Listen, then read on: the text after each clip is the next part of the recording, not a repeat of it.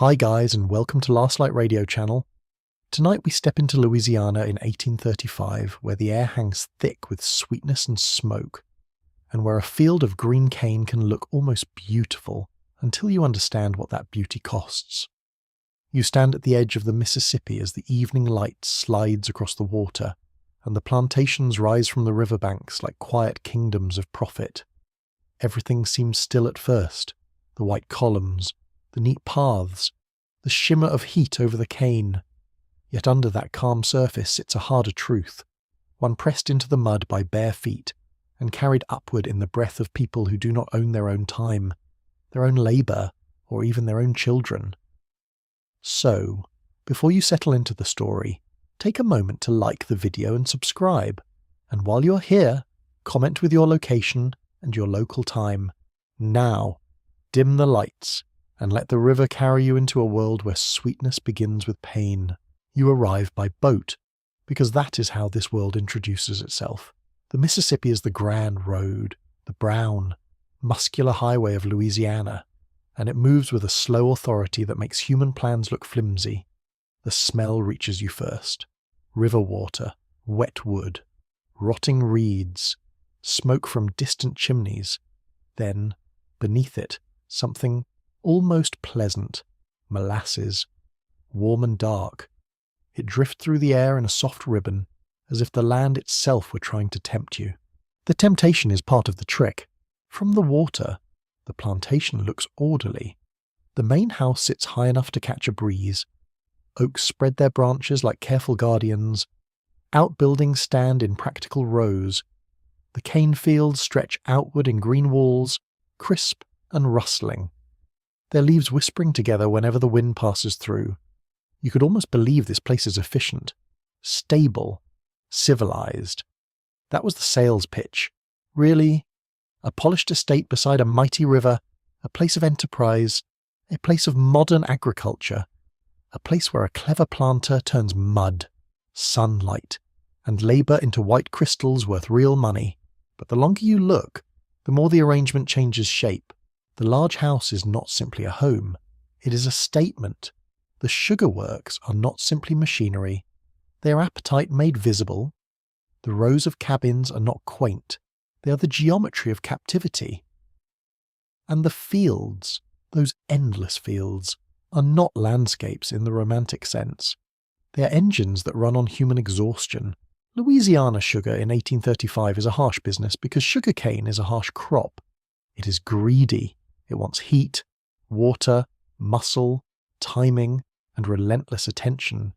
Cotton can be brutal, and it certainly is, but sugar has its own vicious reputation. Planters know it, travellers know it, enslaved workers know it more deeply than anyone. Cane grows thick and sharp, it cuts the skin, it must be planted, weeded, chopped, hauled, crushed, boiled, skimmed, and reduced with maddening speed once harvest begins. If the timing slips, money slips away with it. That urgency settles over the plantation like permanent thunder. You walk closer and hear the place waking under that pressure. A wagon wheel grinds over packed earth. Someone shouts near the stable. Chains clink somewhere you cannot immediately see. A mule stamps and snorts. The cane leaves make a dry brushing sound, almost like paper rubbed together. Insects sing from the ditches. Somewhere behind the grander buildings, a hammer strikes iron in patient, ringing blows. The whole plantation is already speaking, and none of it sounds restful. The wealth here is new by the standards of old empires, but it grows fast. Louisiana's sugar boom expands in the early 19th century with startling force. Rich alluvial soil, a warm climate, and the river's transport network make this region extremely profitable for those who control land and labour. Improvements in milling and processing help too. There is a mainstream truth that every historian of the region agrees on. Sugar made fortunes, and those fortunes depended on slavery. Not as a side issue, not as an unfortunate detail, as the central mechanism. That is the first harsh reality you begin to understand. Sugar is not merely a product here, it is a system. Money flows outward, control flows inward. A planter in 1835 might present himself as a man of refinement. He may talk about efficiency, markets, weather, or the price of sugar in New Orleans. He may quote poetry badly over dinner and complain that tariffs are complicated. He may gesture toward the neatness of his estate as proof of intelligence and virtue. Gentlemen everywhere do love a decorative lie. But his entire position rests on ownership of human beings. The fields do not fill themselves. The cane does not cut itself. The boiling house does not run because of his fine manners, and so you begin to notice who truly animates the place. Enslaved men move heavy loads through the yard with a practiced rhythm that hides fatigue. Enslaved women carry water, food, tools, and children, all while being expected to sustain impossible amounts of labour. Teenagers work with the seriousness of adults because childhood here is short and fragile. Older people keep going even when their joints complain, because stopping is not really offered as an option. Small children hover at the edges of work and watch everything. They learn the rules of this world early. Speak carefully, move quickly, notice moods, avoid danger when possible, endure when it is not. The atmosphere is hard to mistake once you stand inside it. Heat presses against your skin even in the morning. Humidity settles on your neck like a damp cloth. Mud grips your shoes. The sun glints off puddles and metal fittings, too bright for comfort. You can smell sweat, cane juice, horse leather, damp moss, smoke, and stale cooking fat. Every surface feels used up by labour. Rough wood, packed soil, coarse cloth, rusted iron. You're in a place where touch itself reminds you of work. There is also the unsettling contrast between display and deprivation. The main house may contain polished furniture, imported ceramics, and silver meant to dazzle guests. A visitor could be served rich food sweetened by the very commodity that powers the estate. Outside, a few dozen yards away, enslaved families live in cramped quarters with little privacy and fewer comforts. The cabins are often built for function, rather than mercy. They trap heat in summer and dampness in winter. Air can feel close and sour inside them. Bedding is thin, clothing is coarse and wears out fast. Simple repairs wait because field labour comes first. One quirky detail from Louisiana sugar country surprises many modern listeners. Some planters became so proud of their sugar works that they treated the machinery almost like a public performance. Guests were sometimes shown the grinding mills and boiling rooms as if touring a marvel of progress. Imagine that. A guided visit through a monument to suffering, with the host admiring his latest kettle arrangement while steam burns someone's arm in the background. Human beings can become very poetic when describing cruelty that pays well, yet even within this seemingly rigid world, uncertainty remains. Historians still argue about the exact balance between imported expertise, local experimentation, and the adaptation of Caribbean sugar methods in building Louisiana's industry. Some emphasize the transfer of knowledge from Saint-Domingue refugees and other Atlantic networks. Others stress that Louisiana's climate and river ecology forced planters to improvise constantly. The debate matters because it reminds you that this system was not inevitable. It was built, adjusted, tested, and expanded by choices. Those choices touched every hour of the day. As you stand near the cane, you can see why the crop itself becomes part of the discipline. The leaves are long and edged like paper knives. Brush against them carelessly and they sting. The stalks rise thick from the earth, crowding together so tightly that walking between rows feels like entering a narrow tunnel. Light shifts strangely there. Shadows stripe the ground. The smell is green, wet, and faintly sweet. But the sweetness never quite overcomes the sense of being hemmed in. Cane fields can feel alive in a restless way. They rustle when nobody's speaking. They hide people from one another. They hide snakes too, just to keep things interesting. You begin to sense why sugar plantations developed a reputation for ferocity. The harvest season, especially, becomes notorious for long hours and punishing speed. Once cane is cut, processing cannot wait. Mills and kettles demand constant feeding. Fires must be maintained. Juice must be clarified and reduced. Mistakes cost money. Delays cost money. Weather costs money.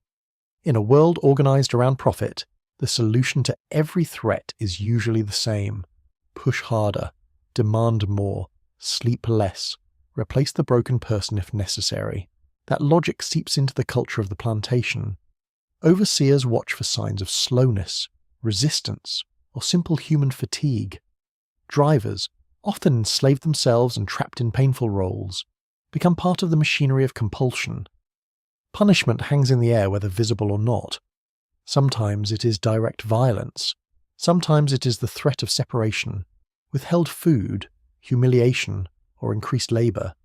Control works best when people expect it without needing it announced. The body learns tension, the shoulders tighten, the eyes measure distance, the ears stay alert for footsteps. And still, despite all this, life persists in stubborn forms. Near the cabins at dusk, when labour loosens for a brief moment, you may catch low voices sharing news, warnings, or fragments of song. You may smell cornmeal cooking, wood smoke drifting upward, greens simmering in a pot. Someone smooths a child's hair. Someone mends cloth by fading light. Someone laughs. Unexpectedly, because even in harsh places a joke can survive like a tiny rebellion. That laughter matters. It does not erase suffering. It proves that suffering never fully conquered the spirit it tried to own. Religion moves quietly here too, in formal and informal ways. Some enslaved people attend services shaped by their owners' preferences. Others create more private spiritual worlds from memory, adaptation, and shared practice. Belief becomes shelter, code, endurance, and hope. The scholarly record cannot always capture these inner lives perfectly. Many voices were never recorded on their own terms. What survives comes filtered through plantation records, traveller accounts, court documents, and later testimony. You're always listening through layers of distortion. Even so, the humanity beneath those layers is unmistakable. The plantation itself depends on pretending otherwise. Its books reduce people to values, categories, ages, and productive capacity. A child can appear as future labour. A woman can appear as both field worker and source of future enslaved children. A man can appear as strength measured against expected output. It is a cold arithmetic. Sugar plantations refine more than cane. They refine cruelty into administration.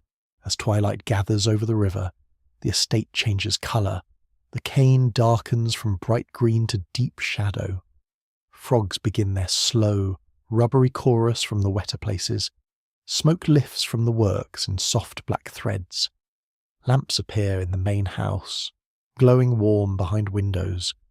The contrast would be beautiful if you did not know what powers it. That is the uncomfortable genius of the plantation economy.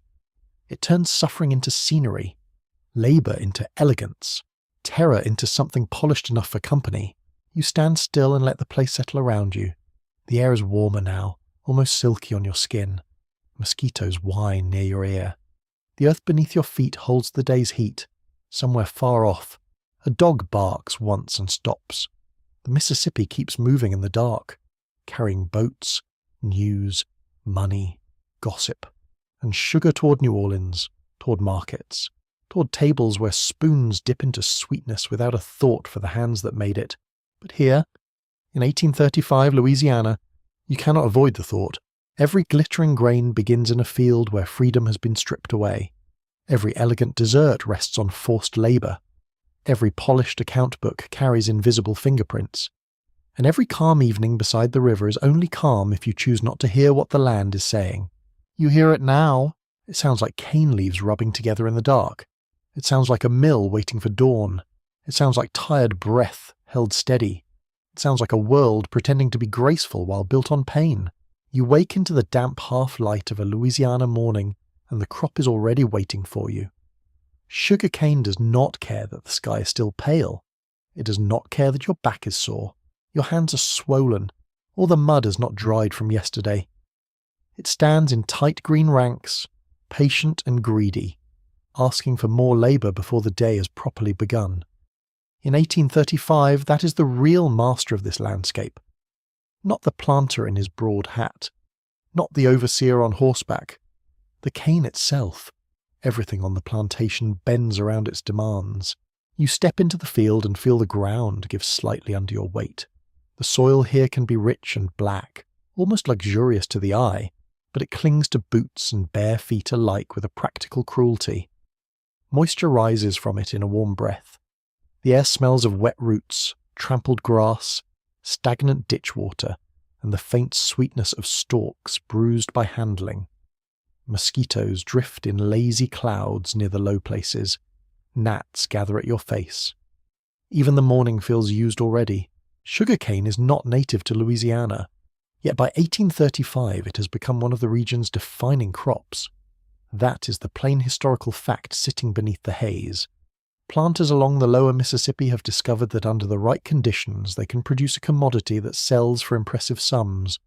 Cane needs a long growing season, careful planting, drainage, weeding, and a frantic harvest once the stalks are ready.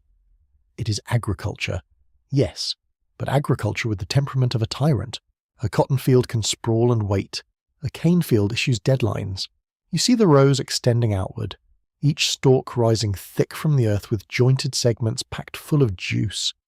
The leaves are long and narrow, bright where the sun catches them, darker underneath, and edged sharply enough to slice skin when they flick across bare wrists or necks. Workers move between them carrying hoes and knives, their clothes already damp. The sound is peculiar, not silence at all, but a mix of brushing leaves, clipped commands, distant wagon creaks, insect hum, and the wet pull of tools leaving mud. It is a field that whispers while it wounds. Planting cane is its own ordeal. Sections of mature stalk, called seed cane, are cut and laid into furrows. Then they are covered with earth and left to sprout. Nothing about this is delicate in the romantic sense. It is heavy, repetitive labour, done low to the ground, with the back bent and the hands busy from first light. A field must be opened, furrows drawn, cane pieces distributed, soil thrown over them, drainage watched constantly. Louisiana's wet environment offers fertility, but it also threatens rot and flood. Ditches matter. Timing matters. A single stretch of bad weather can make the whole enterprise feel like gambling with mud. You watch a line of workers hoeing and understand something immediately. Cane requires organisation at a punishing scale. It cannot be managed casually. Fields must be weeded because grass and other growth steals strength from the crop. Earth must be hilled up around the young cane. Broken drainage can ruin sections of a field. Every task seems to create 3 more. The plantation presents itself as orderly because endless labour is poured into preserving that illusion. And then there is the heat. By mid-morning the sun presses down with a flat, relentless force. Sweat travels along your spine. Your shirt clings at the shoulders. Your hands become slick on the wooden handle of a hoe, then sticky when cane juice gets onto your skin. The humidity turns breathing into work of its own. Sound thickens in it. Voices carry strangely, softened and swollen at once. The smell of vegetation deepens until it feels almost edible. Not pleasant, exactly. Green, fermenting, hot. This is why sugar plantations gained such a brutal reputation among enslaved people and outside observers alike. The crop asks for constant exertion in a climate that drains the body.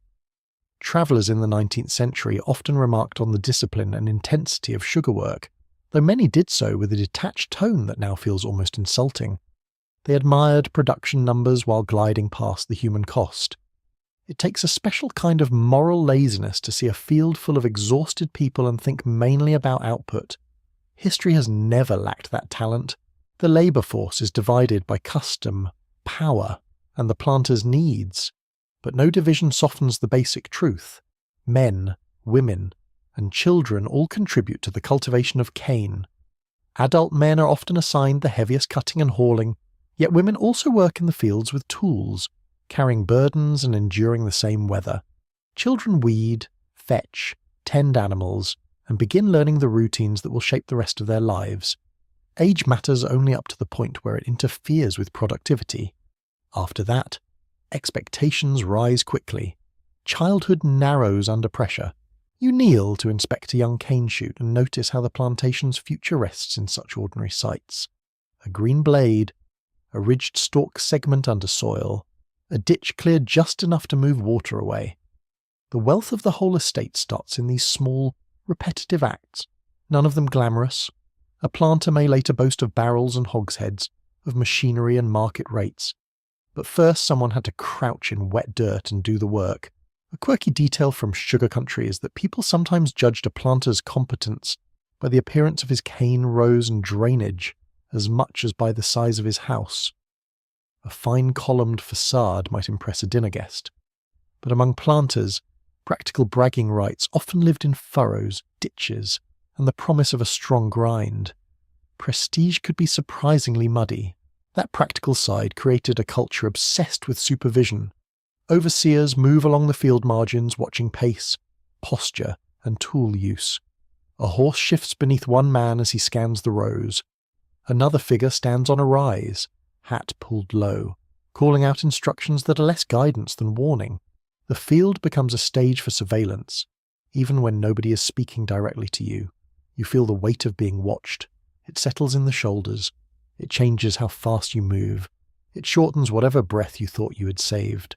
Historians debate the exact degree to which Louisiana sugar planters borrowed labour systems from Caribbean plantations versus adapting older slaveholding models already present in the American South. The argument is not trivial. Some scholars emphasize how sugar's demands pushed Louisiana toward an especially intensive and disciplined labour regime that resembled Caribbean practices. Others point to local variation, arguing that plantation size, wealth, terrain, and the personality of owners shaped daily life more unevenly than broad comparison suggest. The uncertainty lingers because records were made by people in power, and daily realities could differ sharply from one estate to another. Still, there are patterns you cannot miss. Sugarcane has to be kept clean and upright. Weeds are enemies. Water is both friend and threat. Labour must be coordinated not merely season by season, but week by week, field by field.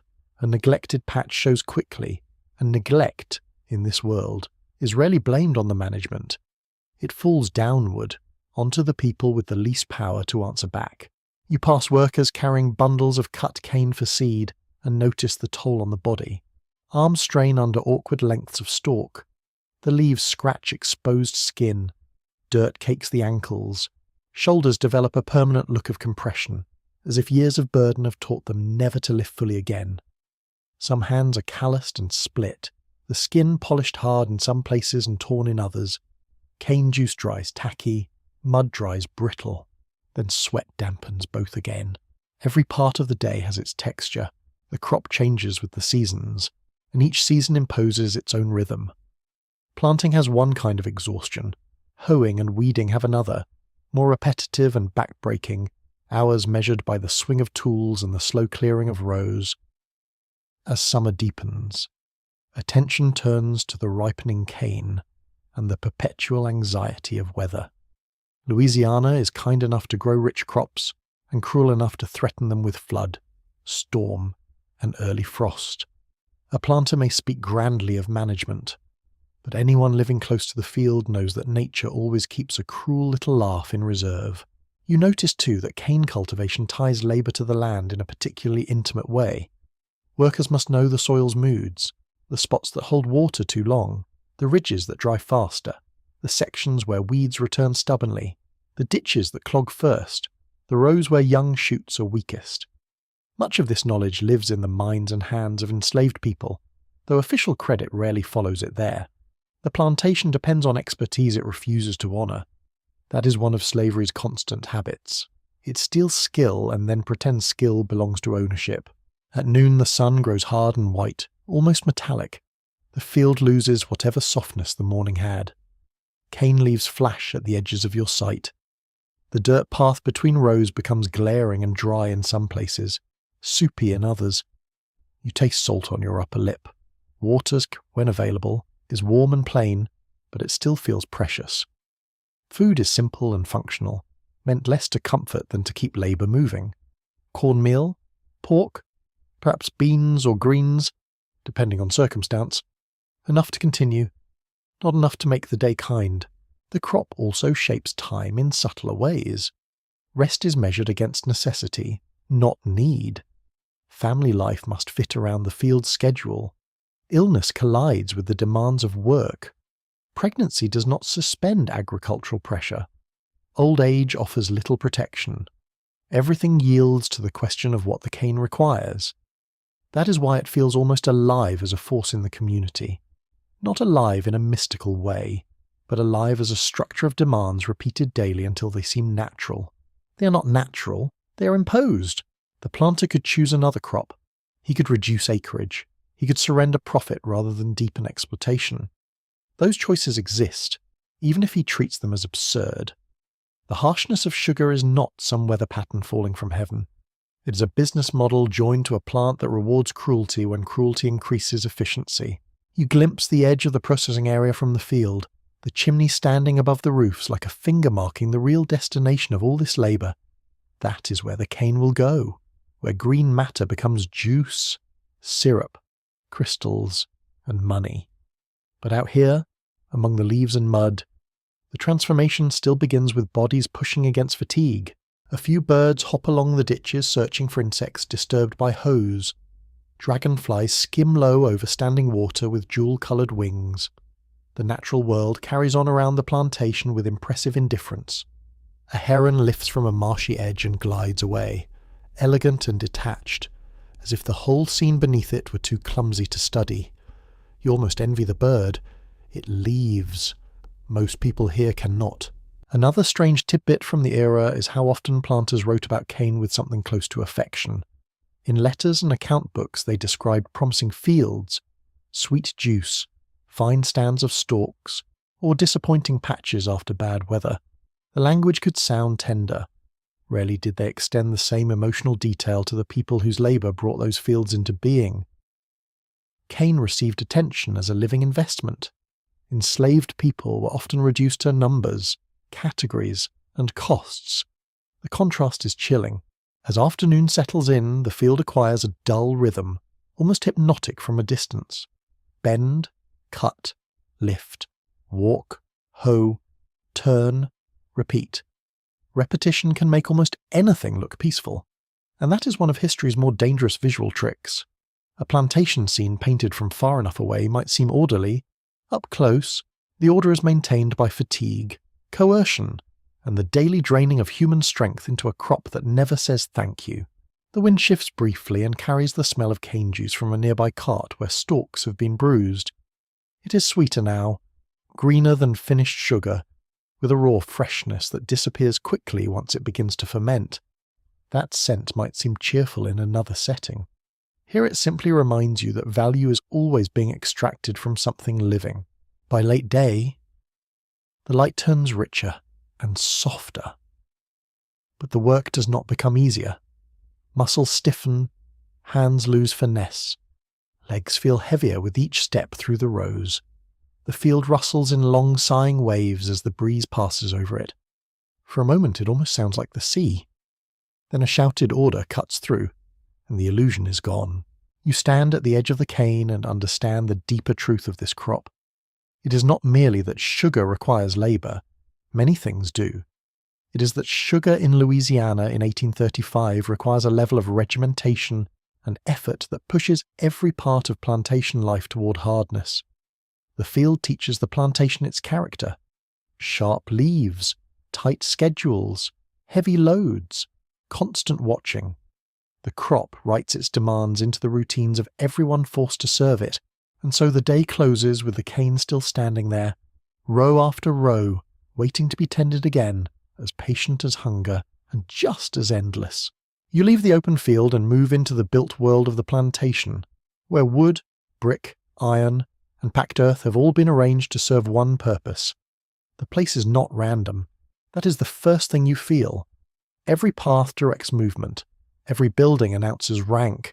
Every open space allows someone to see who is coming, who is lingering, and who is where they should not be.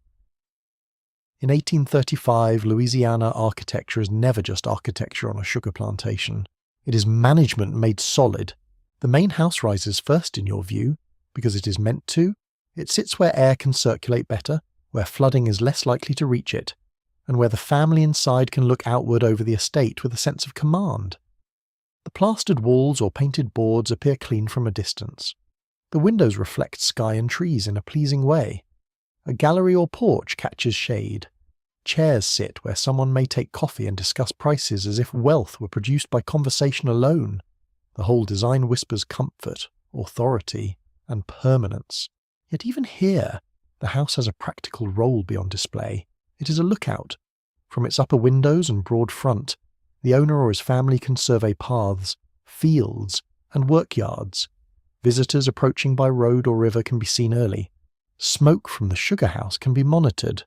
Movements among the enslaved can be noticed. The house performs elegance, but it also performs control. Those two functions live together very comfortably. You step away from it and the hierarchy becomes even clearer. Near the main house stand secondary structures that support elite domestic life. A detached kitchen, perhaps, because heat and fire are safer at a slight distance. A dairy room, storage sheds, stables and carriage houses. The ground may be swept or kept tidier here. The earth firm beneath your shoes, the fences straighter, the trees more carefully placed. Smells shift as you move. Near the house, you catch soap, polished wood, cooking meat, lamp oil, maybe even coffee. A few steps farther and the air changes to manure, damp fodder, horse sweat, and the sourness of standing water. The plantation is divided not just by buildings, but by atmosphere. Then you come to the quarters. This is where the truth of space becomes harder to avoid. Rows of cabins stand with practical severity, often built of rough timber, raised slightly if the ground is wet, sometimes chinked against drafts, sometimes not well enough. Their size is plain, their materials are plain, privacy is thin. The cabins are placed close enough for supervision and counting, yet often without the comforts that real care would provide. One room, perhaps two in some cases, but rarely anything generous. Doors open onto packed paths. Smoke curls from simple chimneys when fuel is available. Laundry hangs where it can dry. Children's voices rise and fade. A pot lid rattles somewhere inside one of the cabins. The life here is compressed into too little space. You notice how the quarters are usually positioned close enough to labour sites for rapid mobilisation. That is not accidental. A plantation benefits when workers can be summoned quickly, watched easily, and kept within a controlled geography. The built environment saves time for the owner and steals freedom from everyone else. Even rest is organised for efficiency. The touch of the place tells its own story. Cabin walls feel rough under the hand. Splinters lifted by damp seasons and heat. Door latches are simple and worn. Floors may be bare wood or packed earth. Bedding, when present, is coarse. Fabric rubs the skin with a hard weave that never quite softens. In hot weather, the interiors trap stale air. In colder spells, they let in drafts through every minor gap.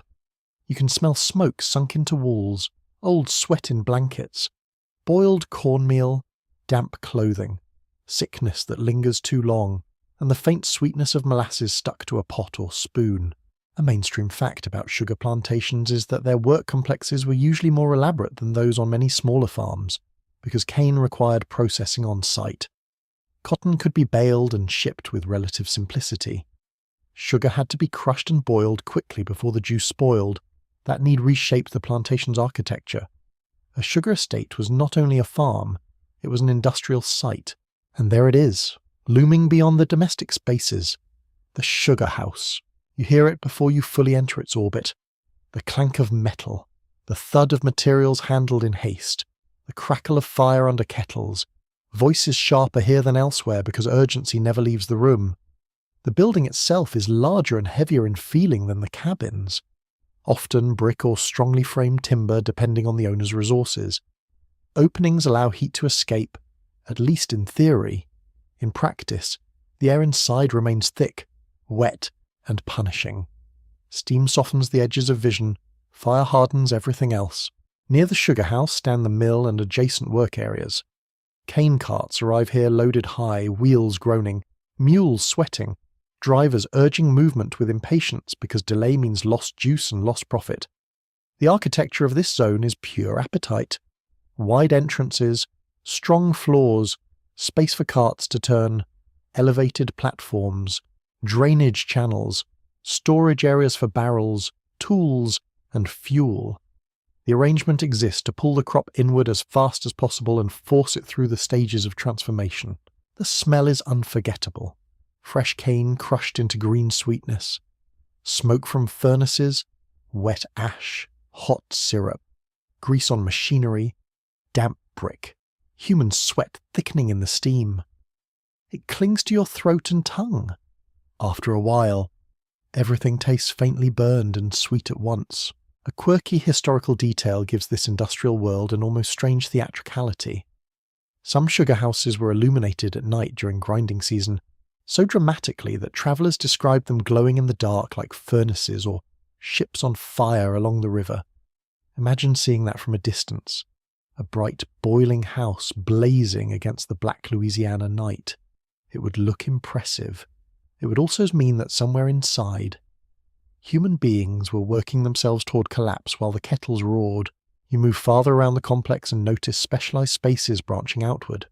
A purging room where crystals separate from molasses, storerooms for barrels and hogsheads, blacksmith areas for repairs, because machinery always breaks at the worst possible moment, workshops, pens, perhaps a hospital room or sick house, though the name can be far kinder than the treatment, perhaps a jail or lock-up space, depending on the plantation, because architecture under slavery frequently includes a place for punishment in addition to work and sleep.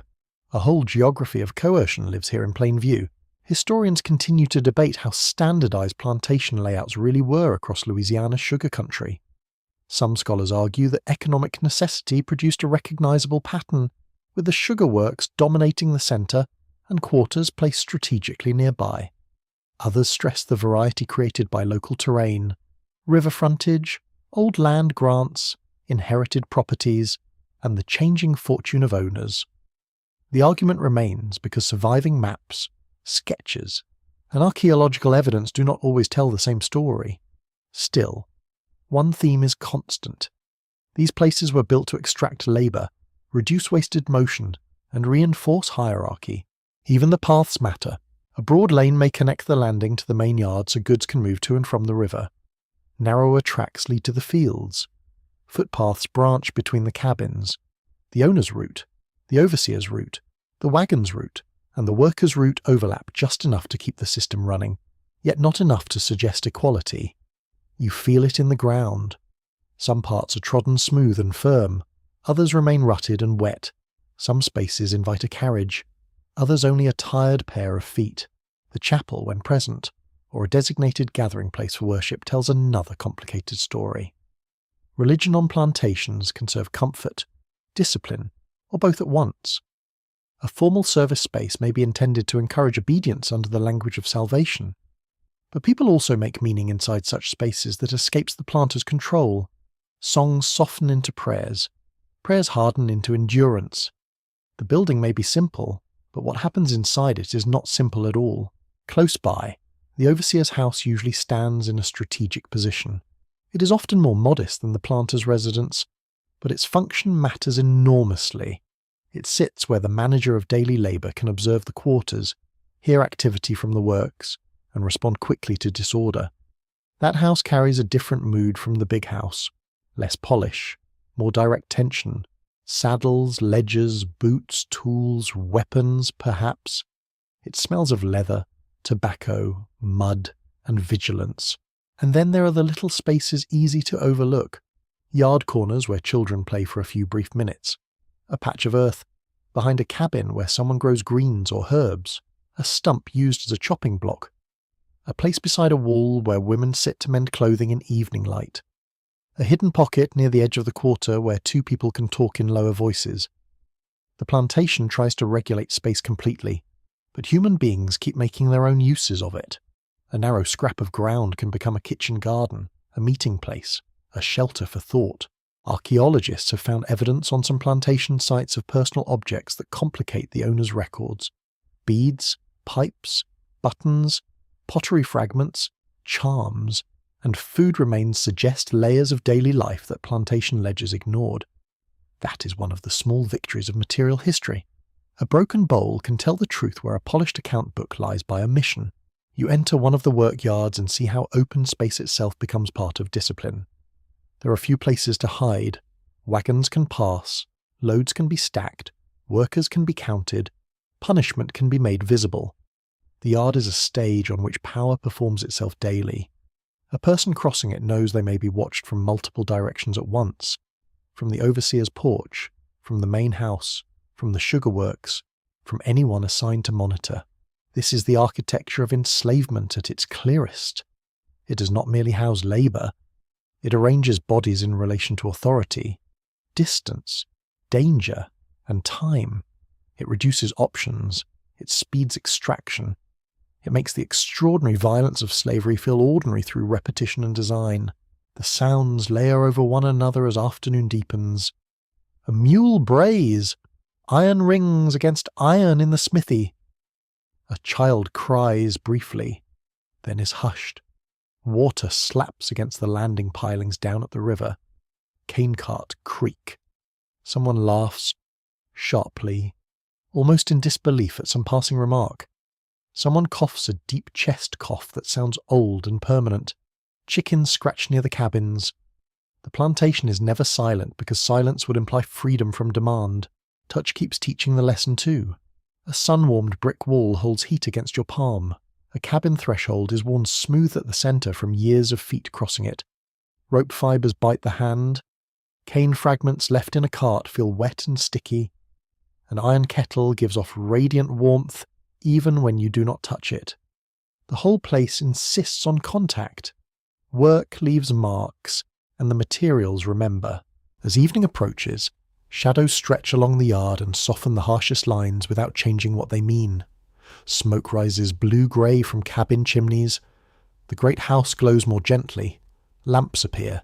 The quarters begin to collect people returning from different duties, moving with that mixture of fatigue and practiced efficiency that comes from having too much to do in too little time. Cooking begins, water is carried, small repairs are made, babies are rocked. The architecture of control does not disappear at dusk. It simply takes on a warmer colour and tries to look less cruel than it is. For the owner, this arrangement represents good management. For the enslaved, it defines the boundaries of everyday life, where you sleep, where you work, where you are seen, where you're punished, where you might steal a private word, where you might keep a precious object hidden. Buildings shape memory because they shape movement, and movement under slavery is never innocent. You stand in the yard as the first evening insects begin their shrill music, and understand that this plantation is not just a place where people happen to live and labour. It is a machine spread across the ground. The main house is its face. The quarters are its storage of human strength. The sugar house is its stomach of fire and steam. The paths are its veins. The river landing is its mouth opening toward markets and money. Nothing here was built by accident. Nothing here is neutral. Even the shadows know where they are supposed to fall. You rise in darkness because the plantation prefers its labourers half awake and already moving. The day does not begin with sunrise in any generous sense. It begins with being summoned into motion before the sky has chosen a colour. The air outside the cabin feels damp and cool for a brief little moment, almost kind, and then the workday closes around you like a fist. Somewhere nearby a horn, bell, or shouted command breaks the quiet. Dogs stir. A baby fusses. Feet touch the floor. Clothing is pulled on in a hurry. There is no leisurely waking here. There is only the next demand. Outside, the yard is a grey wash of shapes. Cabins stand low and dark. The outline of the big house is visible against the paling sky, dignified and self-satisfied even at this hour. Smoke begins to rise from a kitchen chimney. The smell is a mix of wet earth, old ash, animal pens, and stale sleep. You can taste the cool dampness for one breath, perhaps two. Then people are already being counted, directed, watched. A typical day on a sugar plantation in Louisiana in 1835 is defined by duration as much as by effort. That is the basic historical truth that shadows everything else. Long hours were normal. During intense seasons, they became punishing. Work did not fit comfortably within the day. It stretched to the edge of what bodies could endure and then leaned beyond it. Labour began early, ended late, and filled nearly every useful hour between. You moved toward the fields with a gang of workers, the path still slick from dew or yesterday's moisture. Mud clings to shoes and hems. The first birds begin calling from the trees, and insects hum low in the grass. The dawn light slowly reveals the cane rows, each one silvered at the edges by moisture. For a brief moment the field looks gentle. Then you step into it, and the illusion is gone. Leaves slice at your arms. Water collected on them runs cold down your skin. The ground gives way under your weight. Tools are distributed, orders are repeated. The day settles into its real form. Field labour at this hour depends on the season. In planting time, you might be opening furrows, laying seed cane, covering it with soil, and working in a bent posture that tightens the back and hips until standing straight feels almost luxurious. In weeding season, your hoe rises and falls in repetitive strokes, cutting unwanted growth from the rows while sweat begins to gather under your clothes. In harvest, the demands sharpen into something closer to warfare. Knives flash, stalks are chopped, trimmed, bundled, and moved with desperate speed toward the mill. Cane cannot wait politely. It must be taken while it's ready. You hear the daily rhythm forming, hoe against earth, knife through stalk, rustling leaves, a wagon axle complaining. Someone grunts under a lifted load. Someone coughs. Somewhere along the line a child is told to move faster. An overseer calls out from horseback, his voice carrying too easily over the rows. There is little conversation at first because the body conserves itself. Breath matters, pace matters, attention matters. In the plantation's logic, silence is efficient until it becomes suspicious. As the sun rises, the coolness leaves the field quickly. Moisture lifts from the soil and turns the air heavy. Sweat runs down your face, stings your eyes, dampens your collar, and settles into the waistband of your clothes. Your hands roughen around the tool handle. The smell changes too. Morning freshness gives way to bruised cane, churned mud, and human effort. It is a smell with weight to it, almost something you wear. The labour is organised in gangs or assigned groups because that is the easiest way to compare pace and enforce pressure. A slow line is seen, a lagging worker is seen, a pause is seen. Some plantations divided tasks by age, strength, and skill, but every arrangement served the same larger purpose. Keep the labour visible, keep it measured, keep it moving. Efficiency under slavery always sounds like management and always feels like coercion. Breakfast, if taken after the day has already begun, is brief and functional. Cornmeal mush, perhaps, or another simple ration prepared in advance. Food is not offered as comfort. It is fuel issued under constraint. You eat quickly, often standing, maybe in the field, maybe at a nearby break point, depending on the owner's custom and the season's urgency. The taste is plain, the texture heavy. Hunger makes it welcome anyway. Then the work starts again. A curious tidbit from plantation life is how often planters and overseers praised regularity as if they had invented virtue itself. In diaries and letters they could sound almost smug about clocks, bells, and orderly routine. To them it proved discipline. To the people trapped inside it, routine was simply the shape of domination repeating every sunrise. A bell can be a useful tool.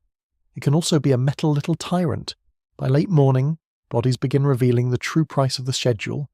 Shoulders burn. Fingers cramp. Lower backs throb. The neck stiffens from bending and lifting. Skin rubbed raw by cloth or leaf edges grows tender. Sun presses hard on exposed parts of the face and arms. Some people work with a mechanical steadiness born from long practice. Others show fatigue more openly, though openly can be dangerous. A person might learn to disguise pain the way another person learns handwriting. Women in the fields face the same weather and much of the same strain, while often carrying added burdens that the plantation refuses to acknowledge as burdens at all. Pregnancy does not suspend labour as often as mercy would require. Nursing mothers may be allowed moments to tend infants, but such allowances are often shaped by productivity rather than care. The body is expected to recover quickly, endure quietly, and continue. Sugar plantations have little patience for biological reality unless it benefits the ledger. Children move through this daily world as helpers, learners, messengers, weeders, water carriers, and watchers. Some are young enough to remain at the margins of the heaviest tasks, but the margin is narrow. The plantation teaches time early. Stand when called, carry what you are given, notice tone. Avoid attention when possible. Obey the work clock even before you understand it fully. Childhood under slavery is not carefree and not protected. It is a training ground for endurance. At midday the light grows hard and the field seems to flatten under it. Shadows hide directly beneath bodies. The air barely moves. You hear insects singing in a high, constant layer above the human sounds, as if the land itself is vibrating. Water breaks, when permitted, are precious. The water may be warm and faintly muddy, stored in barrels or brought out in vessels that pass from hand to hand. Still it cools the mouth for an instant. An instant counts. Historians still argue over how much variation existed in daily schedules from one sugar plantation to another. Some evidence suggests certain owners allowed short pauses at set times, while others drove labour with fewer interruptions. Seasonal changes mattered too, especially during grinding season when the mill and boiling house pulled time into a harsher shape. Records kept by planters tend to describe order rather than exhaustion, so scholars have to reconstruct the real rhythm from scattered sources, including narratives from formerly enslaved people, court cases, and plantation journals. The outlines are clear. The exact minute-by-minute pattern could differ. The brutality did not vanish with those differences. After whatever brief pause counts as dinner, the afternoon resumes with the same demands and less strength to meet them. This is often the dullest part of the day, not because it is easier, but because fatigue smudges the edges of experience. The sun seems to stop moving. The field keeps going. Your clothes dry in salty patches, then become damp again. Mud hardens on your ankles and breaks away in flakes. Every task takes slightly more effort than it did in the morning. If cane is being cut, the pace can become almost frantic. Stalks are chopped close to the ground, stripped of leaves, topped, gathered, and loaded. The knife work is fast and dangerous. Hands are nicked, wrists are strained. Backs bend and straighten until the muscles seem to protest each motion individually. Loads must reach the mill while the cane is still useful. Delay makes everyone nervous, and nervous supervisors are rarely known for gentleness. If it is planting or cultivation time, monotony becomes the harsher feature. Row after row, furrow after furrow, hoe stroke after hoe stroke. Repetition makes the body feel less like a self and more like a tool attached to a breathing frame. That, of course, is exactly how slavery hopes to reduce a person. Not fully human, merely useful, but people resist that reduction in quiet ways. A phrase exchanged with a neighbour, a song hummed low, a glance that says more than speech safely can. Songs matter here, though not always in the sentimental way later generations imagine. Music can help coordinate effort, soften the drag of time, mock authority in coded language, or simply keep the mind from sinking under repetition. A work song drifting between rows does not mean the labour is cheerful. Often it means the labour is hard enough to require something stronger than silence. As evening approaches, the light warms and softens, but there is no magical easing of labour just because the sky grows beautiful. The plantation uses beauty without paying for it. A pink stretch of clouds over the river costs nothing. Human endurance costs everything. The horn or order to stop may come only after a truly long day, when hands already feel half detached from intention. Bodies turn back toward the quarters carrying tools, bundles, scraps of energy, and whatever mood survived the daylight.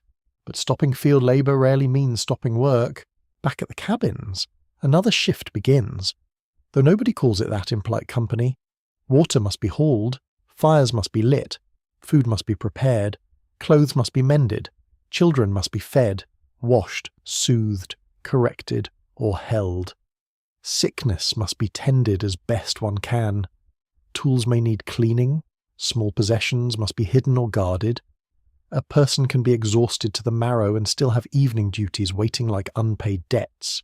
The sensory world changes now. Wood smoke thickens the air. Iron pots clink. Spoon against bowl. Murmured voices. A low laugh from one cabin. A weary quarrel from another. Babies crying. A fiddle somewhere on some evenings, or a few hand claps marking rhythm, if there is enough spirit left for music. The smell of cornbread, greens, salt pork, beans, or whatever can be made from ration and garden rises into the dusk. It is not abundance, it is persistence. A small but revealing detail from plantation records is that owners often counted the time people spent tending their own tiny garden plots or raising chickens as a kind of indulgence granted by benevolent masters. In reality, these efforts often helped enslaved families survive because rations alone were inadequate or dull. Imagine boasting that you allow someone a few moments to keep hunger from becoming worse. The self-congratulations of slaveholders could be almost athletic. Night settles, and with it comes a temporary loosening of surveillance in some places, though never complete freedom from it. This is when stories are told, aches are compared, herbs are prepared, prayers are whispered, and plans are thought through carefully. It is also when sheer tiredness can make even sitting upright feel difficult. Muscles twitch as they cool, feet throb, hands feel swollen and clumsy. The touch of a rough blanket or a pallet of straw can seem both inadequate and deeply welcome because lying down at all is a gift the day nearly denied. The great cruelty of the daily schedule is that it leaves so little unowned time. Dawn claims you, day drains you, evening borrows what remains. Sleep is not generous because the next summons waits just a few hours away. Rest becomes a narrow bridge between one demand and the next. You lie there listening to the night sounds of the plantation, frogs from the wetter ground, insects rasping in the dark grass, distant movement near the works, a horse shifting in the stable, someone coughing through a thin wall. The Mississippi moving somewhere beyond sight, broad and indifferent. Your body holds the whole day inside it like heat trapped in brick. And already, even before sleep comes properly, the plantation is preparing to take another one. You enter the harvest season the way a person enters a storm, with warning signs already everywhere. The cane stands tall and ready, dense with juice, and the plantation tightens around that fact. Voices become sharper, wagons move earlier, tools are checked and rechecked. Fires are prepared. Even the air feels more strained, as if the whole estate has inhaled and forgotten how to let go. This is the season of fire and steam, when sugar reveals its most frightening character. The crop is ripe, and now every minute matters. Harvest on a Louisiana sugar plantation in 1835 is the most intense part of the year. That is one of the clearest facts historians agree on. Cane must be cut and processed rapidly because once the stalk is severed, time begins working against its value. Juice can sour or lose quality. Weather can turn. Frost can threaten. Machinery can break. A delay of hours can become a loss measured in money. And where money is at stake, the burden falls on enslaved workers with brutal predictability. You begin in the fields at first light, though this time the field does not feel like the whole world. It feels more like the first chamber of a larger machine. Men and women move through the rows with cane knives, cutting low, stripping leaves, topping stalks, and gathering them into manageable bundles. The sound is harsh and quick. Chop, pull, rustle, chop again. The leaves whip and scratch. Cane juice spatters hands and sleeves. The cut ends shine wet for a moment in the sun. The field smells greener than ever now, wet and raw, with a sweetness that feels almost aggressive. Harvest labour is different from cultivation labour because speed becomes everything. The task is not simply to work steadily. It is to keep an entire chain moving. Cutters feed loaders, loaders feed wagons, wagons feed the mill feeds the kettles feed the purging room. Any slowdown in one part sends pressure backward through the rest. You can feel that pressure in every shouted instruction. Nobody wants to be the reason the chain falters. A cart groans beside you as it fills. The driver urges the mule forward. Wheels sink into damp ground and then jerk free with a sucking sound. Bundles of cane are lifted in awkward armfuls, their leaves crackling, their edges biting at wrists and cheeks, shoulders tighten under the weight. A cutter wipes sweat with the back of one hand, leaving a streak of green sap across the forehead. Another bends again without pause. The whole field moves with a rough, urgent rhythm that allows no grace. And still, the true violence of harvest waits farther ahead. You follow a loaded wagon to the mill and feel the atmosphere change even before you arrive. The noise grows first. Wooden wheels rattle. Harness chains clink. Men call out. Somewhere iron strikes iron. Then comes the smell. Crushed cane. Hot grease. Ash. Smoke. And that thick, sugary note which seems pleasant only until it mixes with labour and heat. Near the mill, the sweetness becomes almost nauseating. It sticks in the throat. The mill is the hunger at the centre of the plantation. Cane disappears into it and re-emerges as juice, crushed fibre, and urgency. Depending on the estate, the rollers may be powered by animals, water, or steam. But by the 1830s, steam power is becoming increasingly important in Louisiana sugar production. That is a mainstream development of the era, and it changes the landscape in a dramatic way. Steam allows greater processing speed and more consistent crushing, which can improve output. It also introduces new risks and intensifies old ones. Progress, as usual, arrives carrying a polite smile and a handful of new disasters. Workers feed the stalks into rollers with dangerous speed. Hands must stay clear. Sleeves must stay clear. Attention must not wander, not even for a second. The rollers do not forgive distraction. Cane crackles and snaps as it enters, juice spilling away into channels, the crushed stalks emerging flattened and fibrous. The bagasse, that dry-spent cane pulp, becomes fuel for the furnaces. Nothing useful is wasted here. Not the stalk, not the ash, certainly not the worker. The mill house is loud enough to make thought feel smaller. Gears thud, rollers rumble, belts slap. Steam hisses from valves and pipes. Orders must be shouted. The floor grows slick with juice and mud tracked in from outside. Your skin feels damp from two directions at once. Sweat from within and vapour from the machinery. The touch of the air itself becomes oppressive. A warm, wet pressure on the face and neck. Then you move toward the boiling house, and the harvest season reveals its true nightmare. Inside, the heat does not simply surround you. It climbs over you. It wraps your lungs. Furnaces roar beneath long lines of kettles where cane juice is heated, skimmed, thickened, and moved from vessel to vessel as it grows denser. Men work with paddles, ladles, skimmers, and long-handled tools, leaning over hot liquid that can splatter without warning. Firelight flickers against brick and iron, steam hangs in the rafters. The floor is wet in some places and sticky in others. Everything smells burned, sweet, smoky, and metallic. This is where sugar earns its most terrible reputation. During grinding season, the boiling house may operate for astonishingly long stretches, sometimes day and night. Labour rotates as best it can, but the demands remain relentless. Sleep shortens, tempers fray, judgment dulls. Heat and exhaustion combine into something close to delirium. A sugar house at full operation is not just a workplace. It is an ordeal. Travellers and later observers often describe sugar houses in vivid language, comparing them to hellish interiors or infernal workshops. The comparison can sound dramatic, but once you stand there, it seems almost restrained.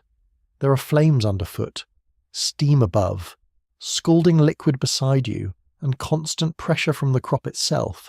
One slip can burn skin deeply. One stumble can send a person against iron hot enough to blister on contact.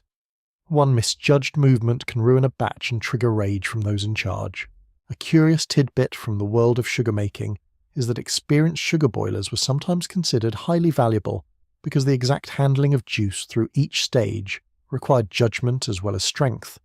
Colour, thickness, timing, skimming, heat control, and the movement between kettles all mattered. In some places, this skill gave certain workers a precarious status within the plantation economy. They were trusted with crucial production knowledge and yet remained enslaved, their expertise enriching the owner without granting real freedom. Even skill here is trapped. Historians debate how much technical authority skilled enslaved sugar workers could exercise in the boiling process. Some evidence suggests that experienced boilers and engineers held significant practical influence because mistakes were costly and machinery was temperamental. Other scholars warn against overstating that influence, arguing that any status remained fragile and tightly contained by the plantation hierarchy. The disagreement persists because planters often described expertise in ways that preserved their own dignity, while the workers whose knowledge sustained the system left fewer written records in their own voices.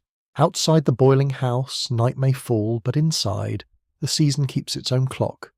Lamps burn, fireboxes glow, wagons still arrive, crushed cane piles up, ash drifts.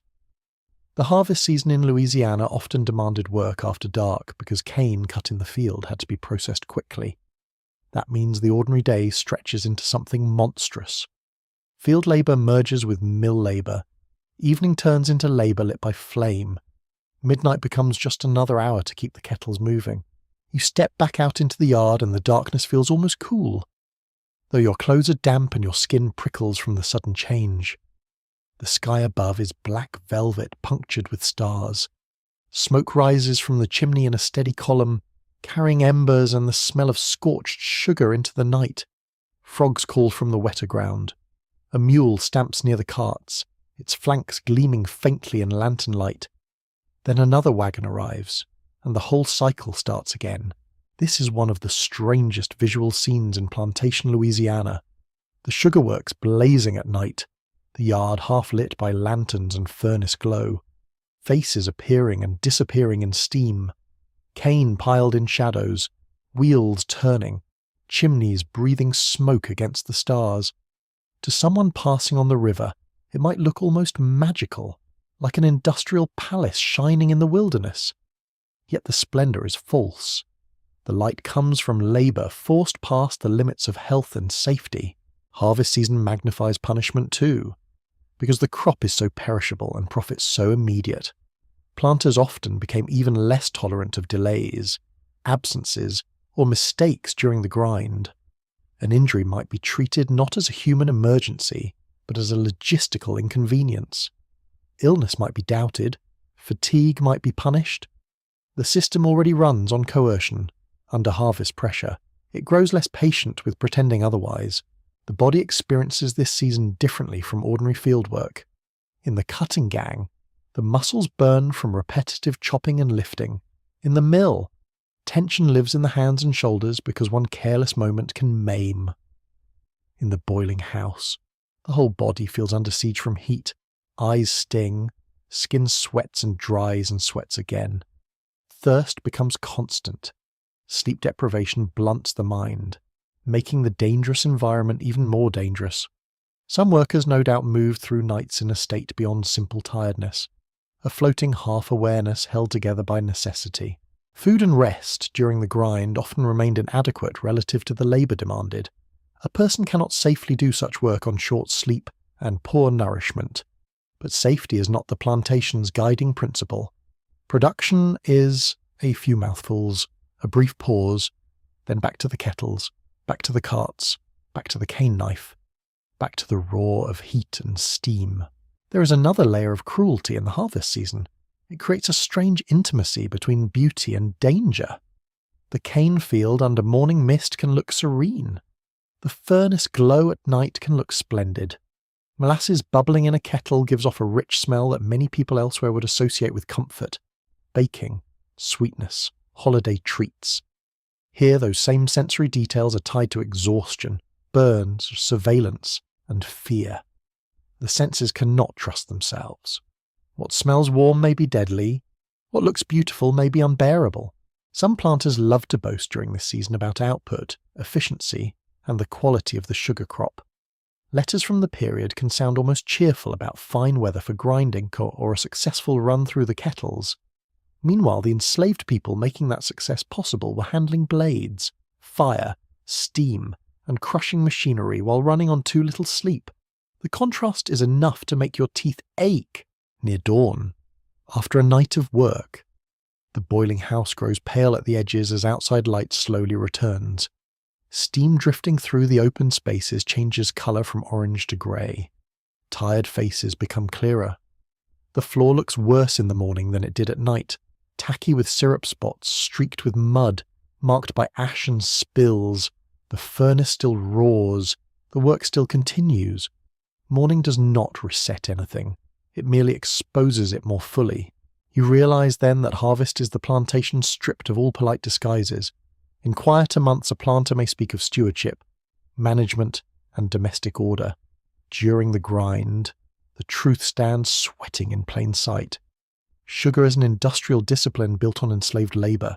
It needs fire, steel, timing, and relentless human effort. It asks bodies to become extensions of machinery, and then acts offended when those bodies fail. By the time the first full daylight spreads across the yard again, the chimneys are still smoking, the carts are still moving, and the cutters are already back in the field. The season has no mercy because the market has no mercy, and the plantation copies the market's heart exactly. It beats in rollers, furnaces, and kettles. It beats in the bruise-coloured circles under tired eyes. It beats in the steam. You return from labour with a strange feeling that the day should be over. Yet the hardest truth of plantation life often waits in the quieter hours. Work may define the daylight, but deprivation defines what comes after. Hunger, illness, clothing, shelter, sleep. These are the ordinary elements of survival, the things every human body requires without apology. On a Louisiana sugar plantation in 1835, each one is rationed, neglected, or made uncertain. Cruelty does not always arrive with a whip in hand. Sometimes it arrives as too little food, damp bedding, a cough left untreated, or another night too short to repair the body. You begin with supper because hunger is usually first. Smoke rises from the cabins in the evening, and the smell can almost trick you into expecting comfort. Cornmeal cooking into mush or bread, salt pork warming in a pot, greens if a family has managed to grow or gather them, beans perhaps, or a little molasses worked into something plain. The aroma seems fuller than the meal itself. Hunger sharpens everything, making a simple pot seem like abundance. Yet most of the time the food is monotonous, limited, and measured more by cost than by nourishment. That is one of the clearest historical realities of enslavement across the American South. Owners issued rations because they wanted labour sustained, not because they wanted people well. On sugar plantations, where work was especially demanding, the mismatch between calories needed and calories provided could be severe. Cornmeal and pork formed the backbone of many ration systems, sometimes supplemented by peas, sweet potatoes, fish, or garden produce, enough to continue. Rarely enough to thrive. You taste the coarseness of it immediately. Cornmeal sticks to the mouth. Salt pork can be greasy, tough, and far too precious in quantity. Greens, when available, brighten the bowl and the spirit both. A little pepper, onion, or herb from a personal garden can feel like luxury. That is the hidden skill of the quarter yard. People stretch limited ingredients into something sustaining through knowledge, patience, and invention. A pot simmering over a small fire holds far more intelligence than the plantation ever credits. Small garden plots matter here more than an outsider might guess. Behind the cabins, in scraps of workable earth, families may grow collards, mustard greens, beans, pumpkins, yams, or herbs. Chickens might be raised when allowed. Fishing, trapping, or gathering wild foods can supplement the ration. These efforts are not quaint hobbies. They are survival strategies. They are one of the reasons evenings are never truly restful. After a day of imposed labour, a person still has to labour for personal subsistence. A curious detail from plantation archaeology is that faunal remains and garden evidence sometimes reveal diets more varied than plantation ration books suggest. Bones from fish, turtles, small game, and extra vegetables show that enslaved people used skill and local knowledge to make life less precarious where possible. The records of owners often flatten people into recipients of rations. The ground tells a more complicated story. Still, resourcefulness does not erase hunger. Children feel it sharply. Growing bodies need more than routine scarcity. Adults learn the tricks of endurance, drinking water to quiet the stomach, dividing portions carefully, pretending to have eaten enough so a child can take the last spoonful. Hunger becomes part of the emotional climate. It makes tempers shorter, thoughts narrower, and sickness more dangerous. Clothing offers little more comfort than food. Plantation-issued garments are typically coarse and hard-wearing, because durability matters more to the owner than softness. Fabrics scratch, seams rub, shoes, when issued, may be stiff, ill-fitting, or absent during part of the year. In Louisiana's wet conditions, feet suffer especially. Mud, heat, and long hours wear the skin down. A bad shoe can raise blisters. No shoe can leave soles tender, cracked, or cut. A sugar field has many ways to punish exposed feet. Children's clothing may be especially scant, particularly in warm weather. That fact appears in numerous accounts and shocks modern readers every time. Yet from the planter's perspective, it saved expense. A child near naked in the yard was not a moral question to him. It was a bookkeeping choice.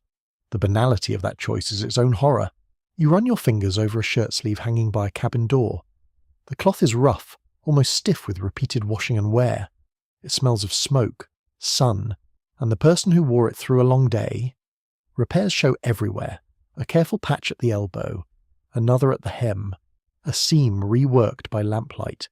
Enslaved women did much of this mending for their families and often for plantation use as well, adding still more labour to lives already overfull. Needlework in the quarter is not decorative, it is defensive. Each stitch delays the next failure. Then there is shelter. The cabins may look simple from outside, but simplicity under slavery often means insufficiency. Walls of wood admit drafts through narrow cracks. Roofs leak. Chimneys smoke badly. Dirt floors hold dampness. Plank floors hold cold when weather turns. In Louisiana, moisture is a constant companion. It rises from the ground, settles into bedding, curls the edges of paper, softens wood, and keeps the air inside cabins thick. Summer brings heat that lingers after sunset. Winter, though milder than farther north, still brings chill that feels sharper when blankets are thin and clothing inadequate. The inside of a cabin carries a dense and intimate smell. Ash from the hearth, damp boards, cooked food, sweat in quilts and clothing, soap when there has been enough to use, illness when there has not been enough strength to clean well. A single room holds too many functions: sleeping, cooking, nursing, mending, talking, grieving, hoping. The body rarely leaves labour behind because labour shares the same space as rest. Sleep should repair what the day has damaged, but plantation sleep is stingy and interrupted. That is one of the great hidden violences of the system. Rest exists, but in quantities too small and under conditions too poor to do its work fully. Nights are shortened by chores, childcare, prayer, private meetings, or the extra labour required to improve food and clothing. Then there are the noises, coughing through thin walls, babies waking, rain on the roof, insects whining, dogs barking, someone arriving late from the works during grinding season, someone leaving early. The plantation never fully goes quiet. You lie down on bedding stuffed with straw, moss, or whatever material can be managed, and the touch of it is both blessing and complaint. It gives under your weight, but not enough. The blanket may smell faintly of smoke and damp. Your muscles twitch as they cool. Cuts sting more now that the sweat has dried. Back and shoulders pulse with dull pain. Sleep comes in pieces, not in luxury. Sometimes exhaustion is so heavy that it feels like sinking. Sometimes pain keeps one edge of the mind awake. Historians continue to argue about the exact quality of housing from plantation to plantation, because surviving descriptions vary widely. Some owners advertise their quarters as decent, perhaps with windows, raised floors, or brick chimneys, and in a narrow technical sense, some may indeed have been better built than others. But scholars caution against taking planter descriptions at face value. A cabin can be sturdier than another cabin, and still be profoundly inadequate for human dignity, health, and privacy. The debate is less about whether conditions were good, because they were not, and more about how unevenly bad they were in different places. Illness turns every existing hardship into a crisis.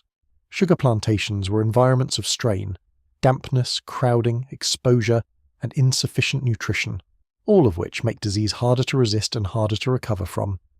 Respiratory infections, fevers, stomach troubles, skin conditions, parasites, and injuries could all spread or linger.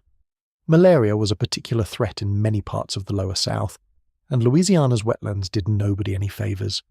A fever in the quarter is not merely discomfort, it is fear. Fear that the sick person will be forced back to labour too soon. Fear that medicine will not come. Fear that children will catch it. Fear that the next cough means something worse. Plantations often had some form of medical care, but the word care can be misleading. Owners wanted their labour force maintained, so they sometimes called physicians, purchased medicines, or assigned enslaved women as nurses. Yet treatment was filtered through cost, distance, prejudice, and the owner's judgment. Some illnesses were dismissed as malingering, some injuries were treated late, some remedies were harsh or ineffective. The person in pain had almost no control over the process. At the same time, enslaved communities preserved and shared healing knowledge of their own: herbs, roots, poultices, teas, steam, massage, and practical wisdom about fever, wounds, and digestion circulated within the quarters. This knowledge came from African traditions, indigenous exchange, local experimentation, and hard experience. A woman who knew how to ease a cough or draw infection from a wound held something close to power. Not official power, of course. The plantation despised anything it could not fully own, but real usefulness, real trust. One especially interesting detail is that certain plants common in the south, such as sassafras, boneset, and various bitter herbs, appear in descriptions of home remedies used by enslaved people and rural communities generally. Scholars do not always agree on how widespread particular remedies were, but the broader pattern is clear. Medicine did not live only in a doctor's bag. It also lived in memory, gardens, and the practiced hands of people forced to care for one another because the system would not. The emotional burden of sickness can be as heavy as the physical one.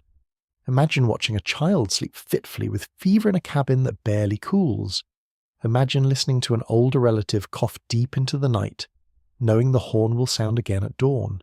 Imagine having sore joints, chills, or a stomach illness and still being expected to stand, walk, cut, lift, carry. A plantation has little patience for weakness because weakness interrupts profit. The body becomes valuable only when productive and suspect the moment it asks for mercy. And then there is the simple matter of cleanliness, so often romanticized or ignored in historical pictures. Staying clean under these conditions is work. Water must be carried. Soap may be scarce. Clothing dries slowly in humidity. Mud follows everyone everywhere. Children get filthy. Labour makes bodies sweat heavily.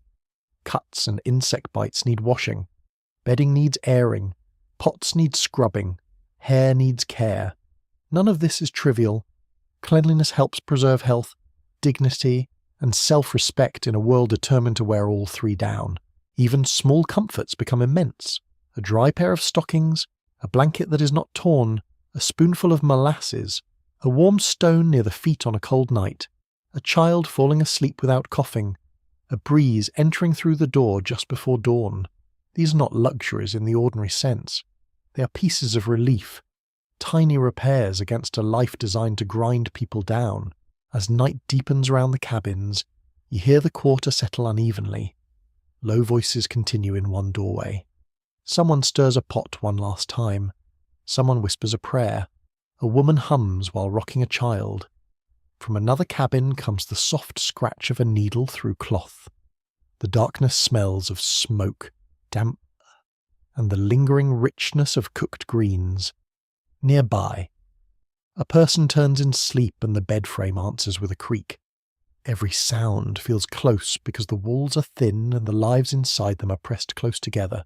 This is the harsh, quiet truth of the plantation. The suffering does not end when labour stops. It waits in the body. It waits in the ration bowl. It waits in the wet bedding and the sore throat and the patched shirt and the narrow hours of sleep. Sugar takes not only daytime strength but nighttime recovery.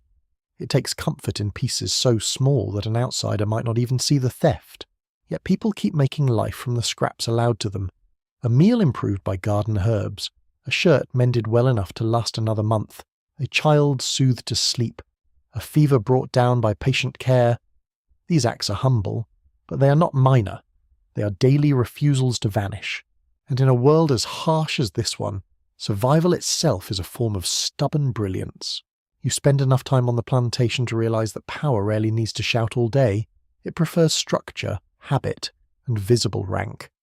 A glance from a porch can matter as much as a spoken order. A rider crossing the yard can change the whole mood without saying much at all.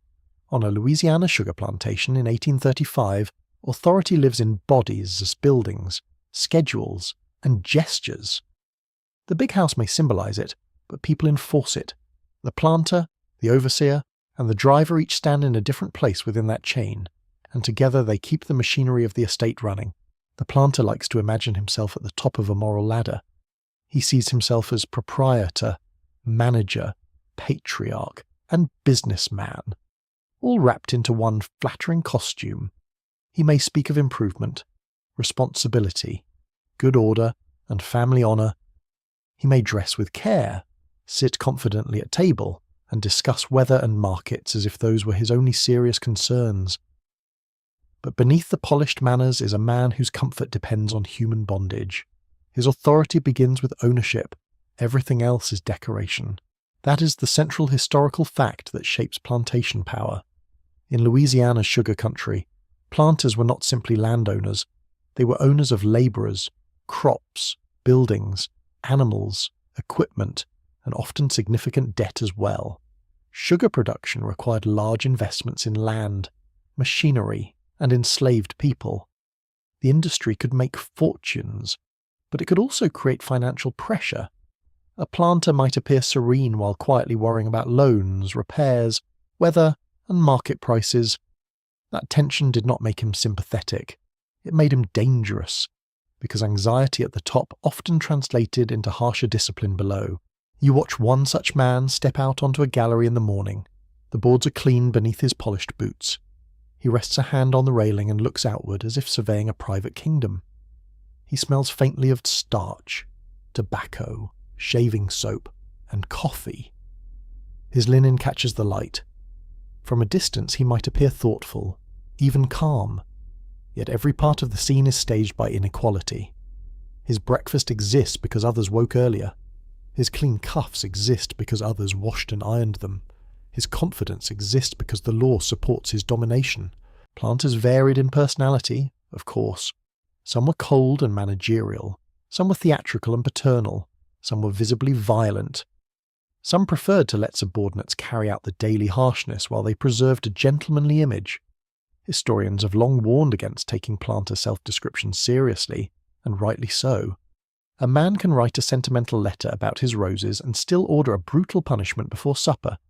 Human beings are perfectly capable of cruelty and good handwriting. Then there is the overseer, the daily face of discipline. If the planter represents ownership, the overseer represents enforcement. He is the man in the field, on horseback, in the yard, by the mill, measuring pace, correcting errors, reporting output, and keeping time for the estate. On many plantations he is feared more directly than the owner because his presence is continuous. He sees the work as it happens, he notices delay, he decides when a pause looks too long. He turns the abstract wishes of the owner into concrete pressure on bodies. You hear him before you study him closely, hoofbeats on hard ground, leather creaking, a curt voice, the soft metallic sound of bits and buckles. He often smells of horse sweat, tobacco, old boots, and the outdoors. His clothes are practical rather than elegant, but even practicality is rank. He moves across spaces where others require permission. He carries himself with the confidence of a man backed by law, weapons, and custom. On a sugar plantation, where timing matters so intensely, his authority stretches from dawn labour to night work in the boiling house. The overseer's power is rooted in observation. He watches how quickly a row is cleared, how many carts reach the mill, whether a worker appears too slow, whether someone disappears at the edge of a field too long. Surveillance is his trade. It is exhausting in its own way.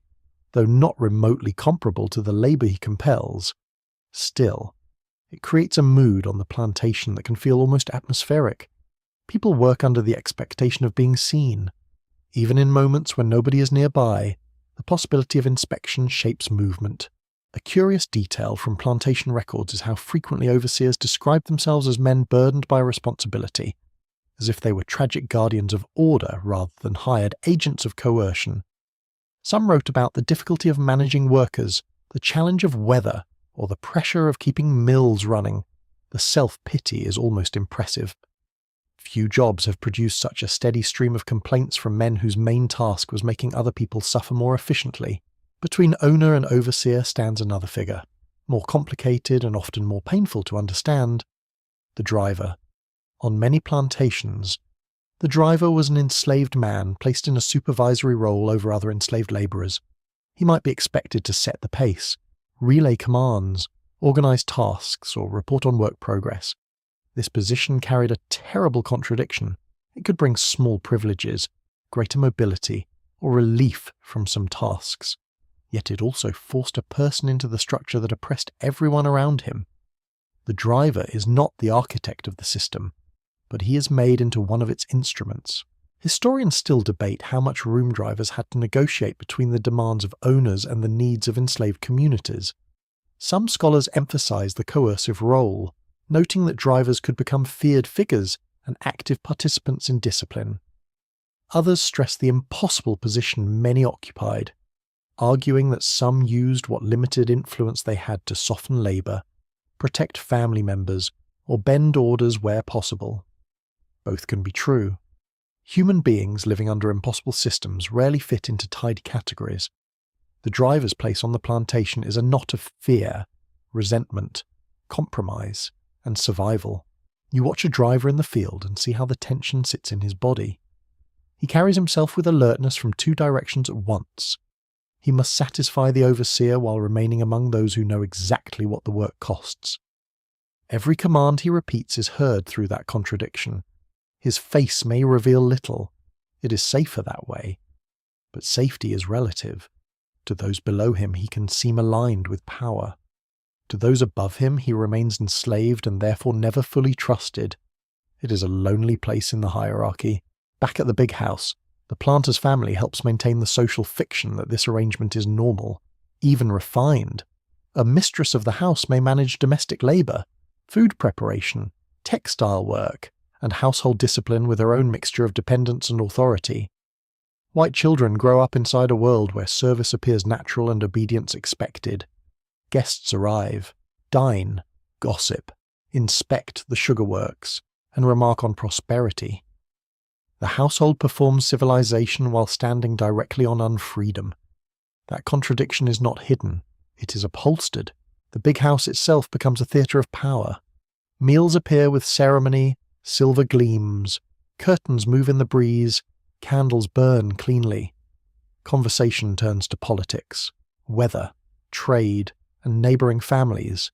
There may be music, there may be card games. Yet just outside, the plantation's true engine grinds on. Smoke drifts from the works. Mud clings to wagon wheels. The quarters hold cramped lives. A person can sit in a polished dining room and hear the faint sounds of labour still happening. Many simply taught themselves not to hear. Debt gave this power structure another edge.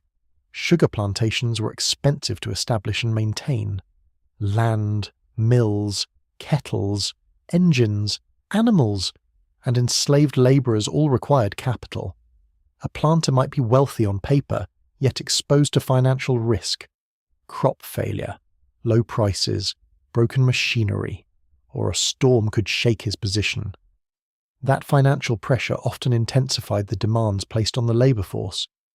A worried owner did not usually say, "Perhaps we should reduce suffering." He usually said, "Perhaps we should extract more." You can feel this pressure when the planter visits the works during grinding. He studies the flow of cane, the condition of the furnaces, the pace of boiling, the stacking of barrels. His eye moves from machinery to labour and back again because in his mind both belong to the same category. Productive assets. A stalled cart bothers him. A broken gear bothers him. A sick worker bothers him in a similar practical sense, not because of the person's pain, but because pain interrupts output. That is one of slavery's ugliest habits. It teaches its masters to confuse humanity with equipment. Another small but revealing detail from the era is the importance of ledgers. Planters lived by books filled with numbers, names, expenses, crop estimates, clothing allocations, medical bills, repair costs, birth lists, and death notices. In those pages, entire lives could be reduced to entries no longer than a shopping note. A child might appear beside the value of a mule. A woman's illness might be recorded next to nail purchases. The neatness of the page is chilling. Paper can make cruelty look respectable. The overseer keeps his own records too, or reports that feed into the larger books: how many rows hoed, how many loads brought in, which workers were absent, which tools need repair, who was punished. Administrative power does not always look dramatic. Sometimes it looks like tidy handwriting. That is why plantations could seem so orderly to outsiders. Violence was embedded in routine and counted as management. You begin to notice how authority on the plantation depends not only on force, but on division. The owner stands above the overseer directs the driver is placed uneasily among the gangs. House servants may be treated differently from field hands, encouraging distance or resentment. Skilled workers in the sugar house might enjoy slightly different conditions while still living under enslavement. The structure benefits from making people compare burdens rather than unite easily against the source of them. Divide, supervise, and extract. Hardly original, but terribly effective. And yet power is never quite as complete as it pretends. The planter may own bodies in law, but he cannot fully command thought, grief, memory, humour, prayer, or quiet judgment. The overseer may dominate the field, but he cannot watch every conversation whispered in the dark. The driver may relay orders, but he cannot erase his own inner conflict. Control is real, but so is its constant leakage. This is why plantation authority never relaxes. It is always defending itself against the possibility that human beings remain human. Even the gestures of punishment reveal insecurity. Public discipline is meant not only to hurt an individual, but to restore the performance of power in front of others. A reprimand in the yard, a command barked before the gang, a threat delivered where many can hear. Authority needs witnesses. Without witnesses, it worries people might forget who is supposed to matter. As evening approaches, the planter withdraws toward comfort. The overseer checks one last set of tasks. The driver helps close the visible day, though the invisible labour continues in cabins and workyards. The hierarchy settles into its nighttime arrangement. Lamps glow in the main house. The overseer's horse is stabled. Smoke rises from cabin chimneys. Somewhere the sugar works still mutter with heat and iron.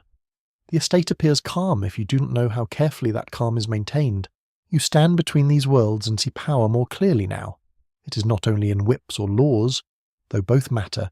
It is in the angle of a porch above a yard, in the habit of recording people as numbers, in the confidence of men who believe profit justifies command, in the smaller privileges granted to one person so another can be watched, in the household routines that make domination look elegant. The big house may seem serene at dusk, the field may look quiet, the ledger may look neat, but every one of them is part of the same sentence, and the sentence means this. Some lives were arranged to command, other lives were arranged to obey. Word count 1746. You might think a plantation built on surveillance would leave no room for resistance. That is exactly what the people in charge would like you to believe. They prefer a story in which authority is complete, obedience is natural, and fear explains everything. But daily life on a Louisiana sugar plantation in 1835 is more complicated than that. Even under brutal conditions, people create small spaces for dignity, memory, and refusal. Not every act of defiance looks dramatic.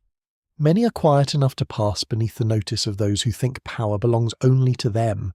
You begin to see this at twilight, when labour eases just enough for personal life to flicker into view. A woman kneels by a small patch of earth behind her cabin, touching the leaves of collards and herbs with the tenderness of someone reclaiming a little order from a harsh world. A man carves or repairs a tool handle with more care than the plantation deserves. Two people exchange a glance in the yard that communicates warning, humour, and solidarity all at once. A child repeats a story heard from an elder. None of this looks rebellious in the theatrical sense. Yet each act says the same thing. You have not reduced us completely. That is one of the strongest conclusions modern historians draw from the study of slavery. Enslaved people resisted in many forms, from open rebellion to daily negotiation, sabotage, cultural preservation, and quiet refusal. The grand revolts capture attention, and rightly so, but the small acts mattered too. On plantations where punishment was severe and movement closely watched, survival often depended on forms of resistance subtle enough to endure. A garden can be one of those forms. At first it seems merely practical, a way to improve food and reduce hunger. But it is more than that. A garden is a claim on time, knowledge, and taste. Choosing what to grow means shaping life beyond the master's ration. Tending herbs for cooking or medicine means preserving skill and preference. Saving seeds means thinking toward a future, even if the official structure of the plantation allows almost none. In a place built to consume human energy, a row of beans or greens becomes a little argument for selfhood. The quarter at evening carries this quiet insistence in its sounds. Low conversation, laughter that starts suddenly and disappears just as fast, the rhythmic scrape of a knife on wood, a pestle grinding something useful in a small mortar, the soft creak of a rocking body and a sleepy child. Sometimes music emerges too, not polished parlour music but hand claps, a hum, a fiddle if one exists, a voice-bending melody around sorrow and wit. The sound can be gentle, but do not mistake gentleness for surrender. Music and storytelling are forms of memory as much as entertainment. Songs carry coded meaning, emotional release, and shared experience. Tales pass down warnings, values, jokes, and fragments of older worlds. On a plantation, where people may be bought, sold, and separated, the preservation of story becomes vital. It keeps community from dissolving entirely into the owner's categories. A child who learns a tale or a rhythm is learning more than amusement. The child is learning belonging. A curious detail from accounts of enslaved life in the Lower South is the importance of hair, dress, and adornment whenever materials allowed. A ribbon saved for special use, a head wrap tied with style, beads, polished buttons, or carefully kept clothing could express pride and identity under conditions designed to erase both. These details mattered because appearance is never only appearance. To carry yourself with care in a world that denies your dignity is itself a statement. Resistance also takes practical forms in the work itself. A tool may be handled exactly as ordered, but not 1 ounce faster than required. A task may be completed with calculated slowness when supervision weakens. A wagon wheel may somehow need extra attention. An animal may prove difficult to harness in a way nobody can quite disprove. Feigned ignorance, deliberate misunderstanding, and strategic clumsiness form part of the hidden language of labour under coercion. The plantation wants smooth production. Tiny disruptions remind it that production still depends on unwilling people. Historians continue to debate how often sabotage actually damaged plantation output in measurable ways. Some scholars argue that subtle forms of work resistance were widespread and integral to daily life. Others caution that evidence is uneven, because owners often blamed enslaved workers for losses caused by weather, mechanical failure, or their own poor management. The debate cannot erase the broader truth. Whether large or small in economic effect, acts of deliberate non-cooperation were meaningful because they asserted will where the system demanded submission. You notice another form of resistance in the sharing of information. News travels through a plantation in ways official authority cannot fully control. People know who is ill, who is grieving, which overseer is in a foul mood, what happened on a neighbouring estate, whether someone was sold downriver, whether patrols are thick on the roads, whether a rumour of escape has any chance of being true. This exchange of knowledge protects lives. A warning whispered at the right moment can change a day. Information is power even when passed quietly near a cooking fire. Then there is religion, or perhaps more accurately, spiritual practice shaped by need and inheritance. Official Christianity may be taught from above with lessons on obedience. but enslaved people do not receive it passively. They interpret, transform, and combine prayer meetings, scriptural stories of deliverance, songs of sorrow and hope, and older spiritual habits all move together in complex ways. A whispered prayer over a sick child, a verse remembered differently from the way the owner intended, a hidden gathering in the woods when possible. The soul refuses easy management. In Louisiana, with its layered cultures and Atlantic connections, this religious world can be especially rich and difficult to pin down. Catholic forms, Protestant preaching, African traditions, local healing practices, and community improvisation may all intersect in ways the plantation never fully understands. Scholars remain cautious here because written evidence is patchy and often filtered through hostile or confused observers. Still, it is clear that spiritual life offered solace, meaning, and sometimes coded resistance. A person who believes in a justice beyond the plantation's laws is harder to break. Family bonds themselves become acts of defiance in a slave system. Marriage might not be legally protected, yet people formed committed relationships. Parents taught children manners, caution, humour, prayer, practical skills, and names worth remembering. Elders offered judgment and continuity. Kinship extended beyond blood when sale and separation shattered households. Aunties, uncles, grandparents, and chosen relations helped hold community together. The plantation could count bodies, but it could not easily count affection. That affection mattered most when the system tried to tear it apart. Few threats were more terrifying than sale. Louisiana's sugar region had a grim connection to the interstate slave trade, and many enslaved people there had either been sold into the region or feared being sold within it. To protect family under such conditions required constant vigilance. People hid feelings carefully, negotiated where they could, and remembered names and places because memory might someday be all that remained of a loved one. You see defiance too in humour. It can sound strange to mention laughter inside a system so cruel, but humour often thrives precisely where life is hardest. A joke about an owner's vanity, a sideways comment about an overseer's horse having more sense than its rider, a teasing remark among friends while shelling peas or mending clothes. Humour lowers fear for a moment and restores proportion. It reminds people that the mighty can still be ridiculous. Tyrants dislike mockery because mockery shrinks them back to human size. Some resistance is riskier and more direct. Theft of food, cloth, tools, or time. Running away for a short period or for good. Hiding in the swamps. Visiting loved ones without permission. Meeting secretly at night. Learning to read when reading is forbidden or discouraged. Preserving an item, a prayer, or a name that the plantation would rather forget. These acts carry consequences if discovered, yet they happen because life under slavery is not merely endured, it is negotiated, challenged, and reimagined whenever possible. A quirky but revealing detail from some antebellum accounts is the planter's habit of complaining that certain enslaved people were sly or artful, terms that often meant they were not as controllable as he wished. The complaint tells on the complainer. What he calls slyness may simply be intelligence refusing to cooperate with domination. You stand near the cabins later in the evening and feel how resistance lives in atmosphere as much as action. The night air is warm and smells of wood smoke, crushed herbs, and damp earth cooling slowly after the day's heat. Fireflies move over the edges of the yard like tiny drifting sparks.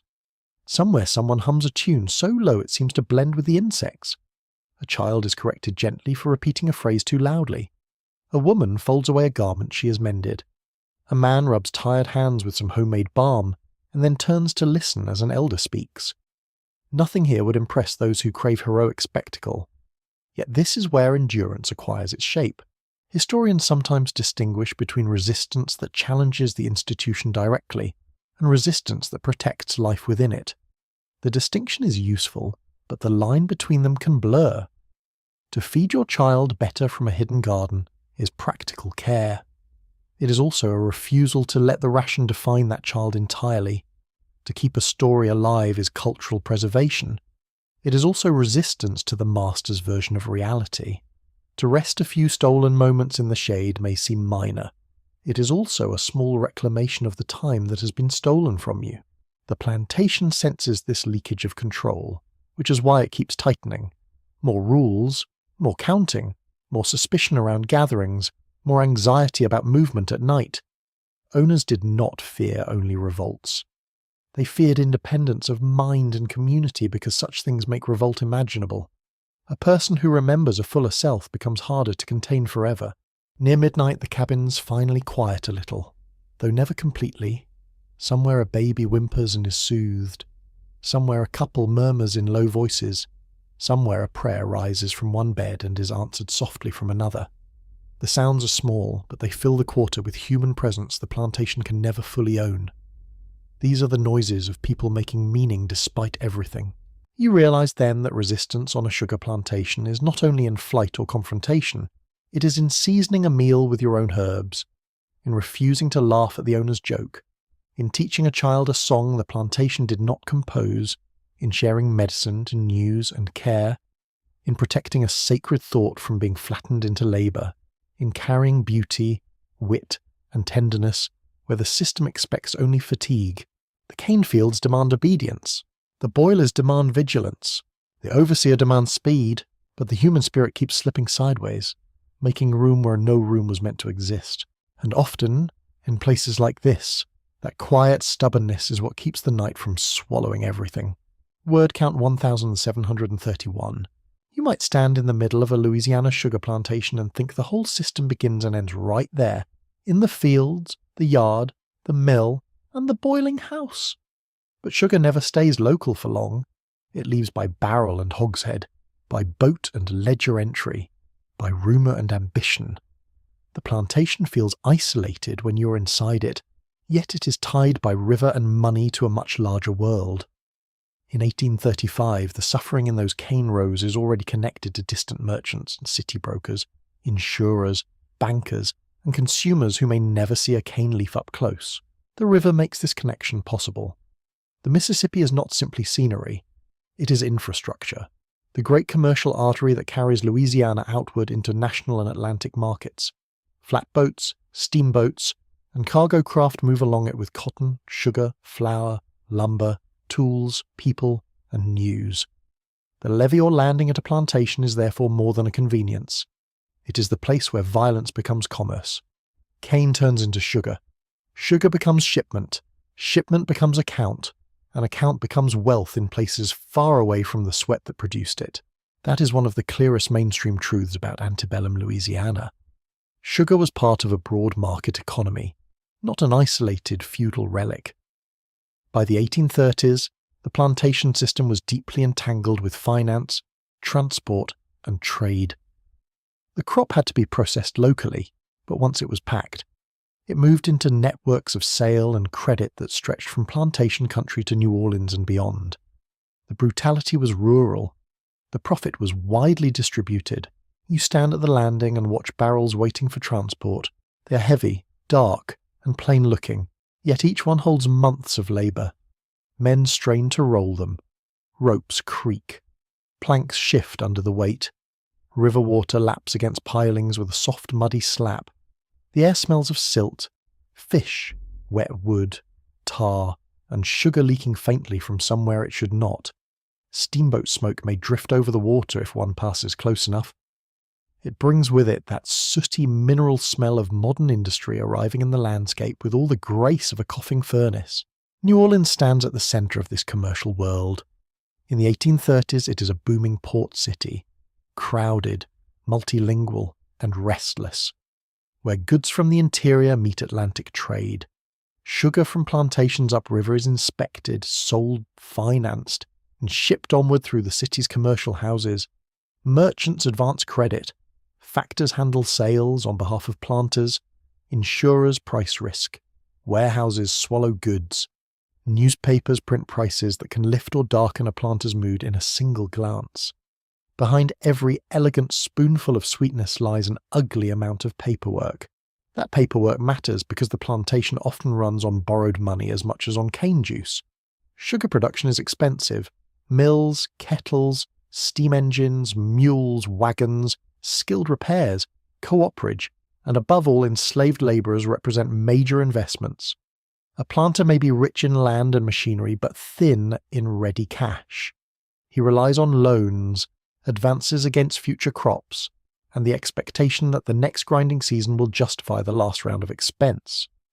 This financial structure makes the plantation feel less like a stable kingdom, and more like a pressured enterprise pretending to be stable. You can almost hear that pressure in the account room. Papers rustle, pens scratch.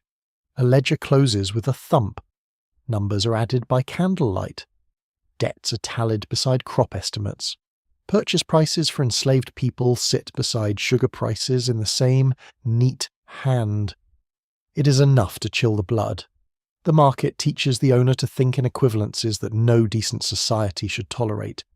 A human life can be written on the same page as a replacement gear, a shipment of nails, or a debt owed in New Orleans. A strange little detail from the air is how often planters and merchants wrote to one another in a tone of cheerful professionalism, while discussing matters built on horrifying conditions.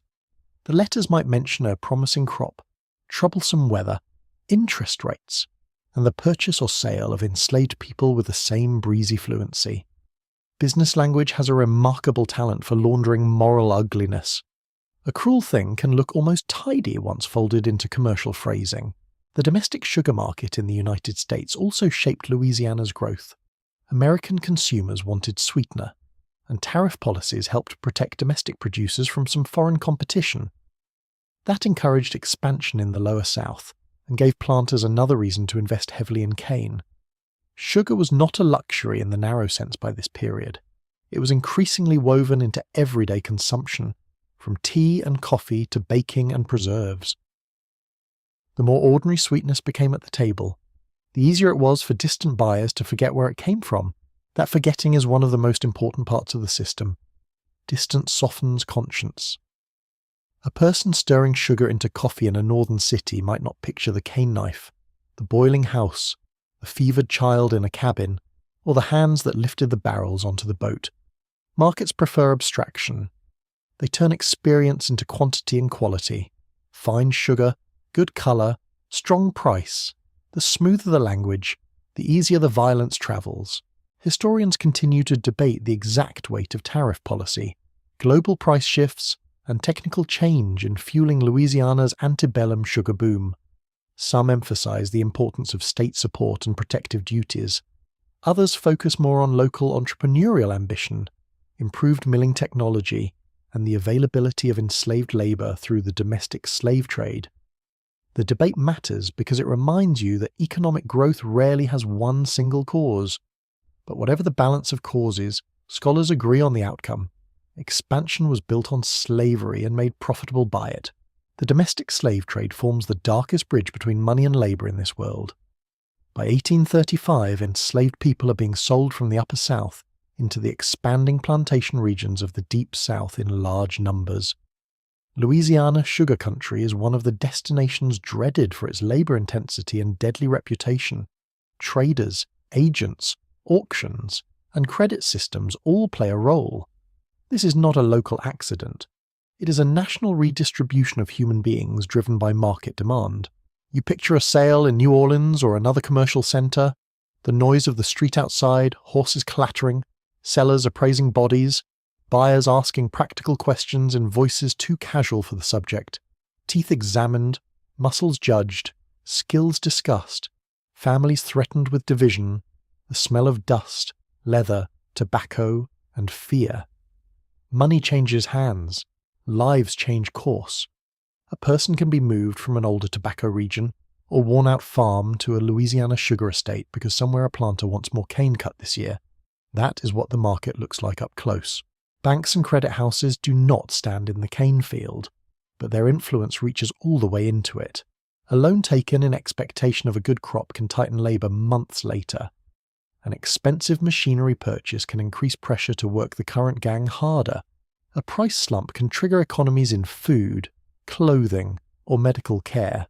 A strong market can encourage acreage expansion and more slave purchases. Finance feels abstract only if you are not the person whose body absorbs its consequences. Insurance plays its part too. Ships are insured. Cargo is insured. Buildings may be insured. Sometimes even enslaved people are insured as property against certain losses. The language is cold and exact. Risk is calculated in money terms. A life enters the policy only as a financial exposure. That may be one of the most chilling aspects of the whole commercial web. It does not merely tolerate cruelty, it rationalizes it. You move from the landing to the Cooper's area, where barrels are made or repaired, and realize how many trades feed the sugar business. Carpenters, blacksmiths, coopers, engineers, teamsters, boatmen, clerks, merchants, warehouse hands, and dock workers all form part of the larger machine. Not all are equally complicit, and not all benefit equally, but many are economically linked to the plantation's output. Slavery in sugar country is therefore not just a relation between master and enslaved. It is a system supported by layers of service and profit. A small but revealing tidbit from 19th century commerce is that the visual appearance of sugar mattered greatly in pricing. Whiter, cleaner-looking sugar could command better value, which meant processing technique and refinement affected profit significantly.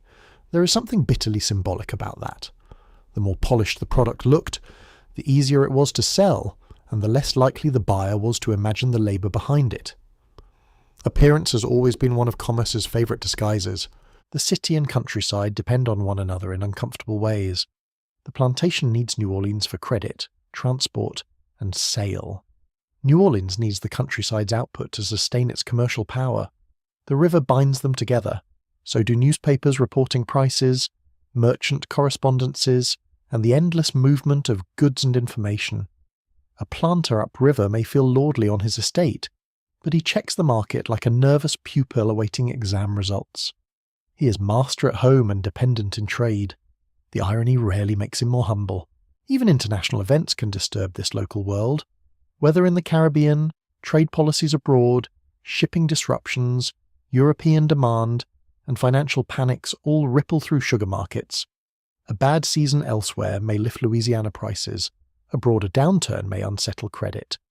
The plantation may seem rooted in one muddy patch of earth, yet its fate can shift because of distant decisions and storms. Global commerce has a long habit of making remote events feel intimate to the people at the bottom. The bodies at the bottom, of course, do not receive shares in these risks or rewards. They receive longer hours, tighter supervision, hunger, sale, and exposure to danger. When the market smiles, owners expand. When the market frowns, owners economize. Either way, the enslaved labourer remains the shock absorber of the system. Profit rarely softens plantation life, and loss rarely spares it. Money moves, hardship stays put. You stand in a warehouse yard near stacked sugar and molasses containers and feel how commerce changes smell. Out in the field, sweetness mixes with mud and leaves. Here it mixes with tar, rope, damp wood, horse dung, and the river's mineral breath. The product is farther from the plant now, more portable, more anonymous. That is the point. Commodity form makes distance possible. Once sugar sits in a barrel with a mark and a destination, it becomes easier for everyone involved to treat it as a thing detached from suffering. Yet the connection remains, whether anyone admits it or not. Every ledger entry points backward toward labour. Every polished spoonful points backward toward the mill. Every urban dinner table sweetened with Louisiana sugar points backward toward the quarter, the field, and the boiling house. The chain is real even when stretched across miles of river and layers of paper. As evening falls over the water, you watch a boat push away from the landing carrying part of the crop downstream. The wake folds softly against the bank. Smoke trails behind the vessel and flattens in the humid air. Somewhere on board, the cargo settles with a faint wooden knock. It is only sugar now, just weight and value to the men handling it. The transformation is complete. Pain has become merchandise.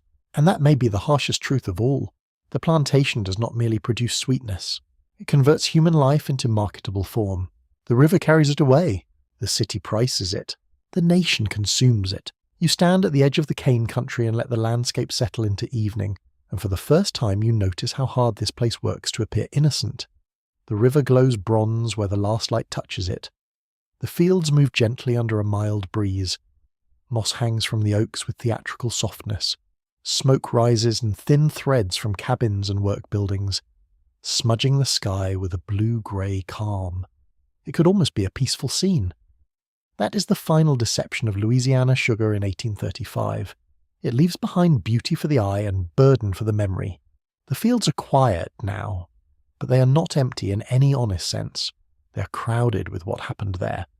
Every row of cane has known hands that planted, weeded, cut, and carried it. Every path through the plantation has been shaped by tired feet. Every patch of shade has offered a brief pause to someone who needed one more than words can say. The land itself begins to feel less like scenery and more like a record, one written in labour instead of ink. That is where the story must end, with memory rather than machinery. Sugar plantations were not simply productive agricultural estates. They were sites of coerced human effort on an immense scale, built to turn bodies, time, and landscape into profit. Historians may discuss acreage, yield, tariffs, steam power, and credit networks, and all of that matters. Yet beneath those categories stands a simpler truth. Sugar was sweet because suffering was made ordinary. You know enough by now to distrust the polished version of plantation life. The grand house did not prove refinement.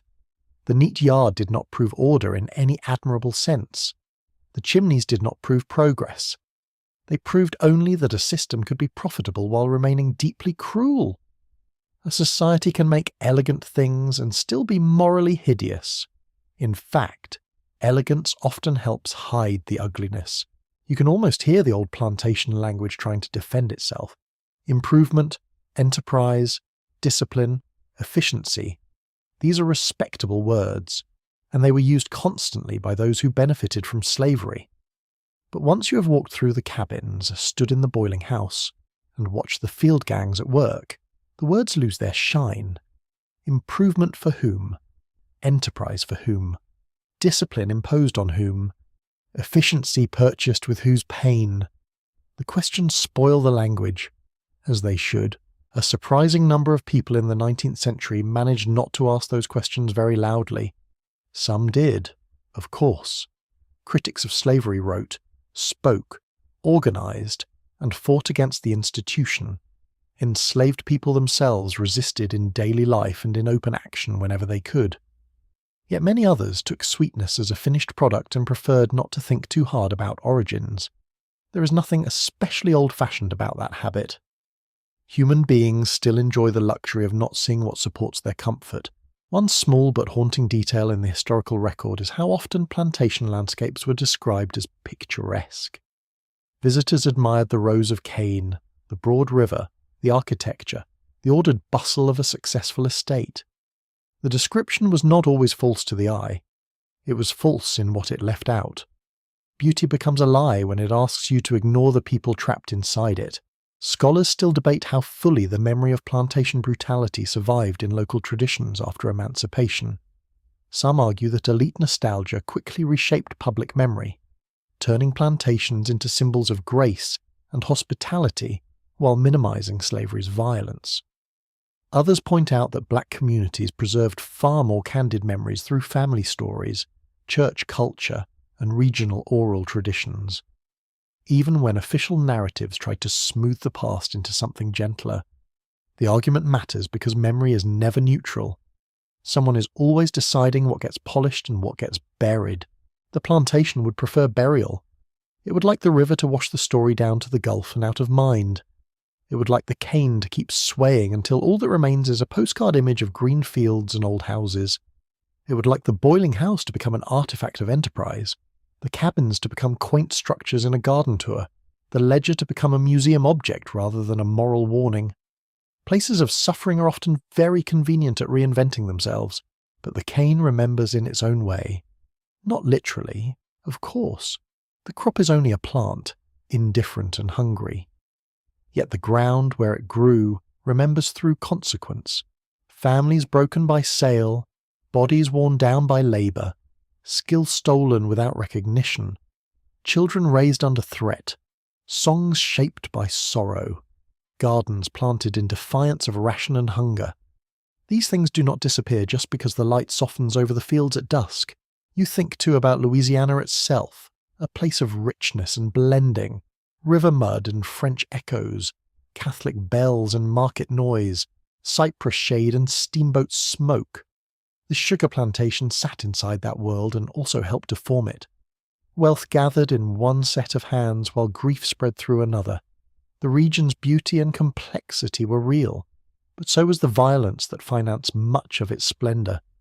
To understand the place honestly, you have to hold both at once: the lovely sky, the brutal labour, the polished silver, the empty stomach, the sweet table, the forced field. A curious detail from later plantation tourism and memory culture is the way old sugar kettles and machinery were sometimes displayed as charming relics of industry, as if they had belonged to a heroic age of innovation. It is hard not to feel a chill at that.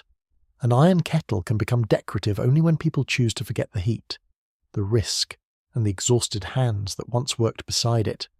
Objects do not romanticize themselves. People do that. The farther you pull back, the clearer the moral shape becomes. The plantation was never only about one cruel owner or one especially hard overseer. Though such figures mattered, it was also about a legal order, a commercial order, and a cultural order that accepted the conversion of human life into property, and then into sugar. That is why the memory lingers so stubbornly. The horror was not accidental. It was organized, financed, narrated, and defended. And still, the final image should not belong only to the masters. They built the system, but they do not deserve the last word on what it meant. The last word belongs more properly to the people who endured it and remained human within it. To the mothers who fed children from meagre rations and tiny gardens, to the fathers who carried loads by day and stories by night, to the elders who remembered names and remedies and prayers, to the skilled workers whose knowledge ran mills and kettles, to the young who learned caution too early and still found ways to laugh. Their lives were constrained, injured, and exploited. But they were not reducible to what the plantation wanted them to be. That distinction matters deeply. If you remember only cruelty, the enslaved become shadows under it. If you remember only resilience, the cruelty becomes too soft. Honest memory requires both. The system was brutal. The people inside it were still fully alive in mind, feeling, relation, and will. Their endurance does not excuse the system. It condemns it more completely. Now the sky deepens. Crickets take over where the daytime insects left off. The warm smell of river mud drifts upward from the bank. A soft wind moves across the cane tops with a brushing sound like 1,000 pages turning at once. Somewhere far off, perhaps only in imagination now, there is the dull clatter of a wagon or the echo of iron from the sugar works. The plantation settles into night, but you do not mistake the quiet for innocence. Quiet can cover many things. History's job is to uncover them again. So what does the cane field remember? It remembers how sweetness was made costly to the people least allowed to enjoy it. It remembers the shape of labour from dark morning to exhausted night.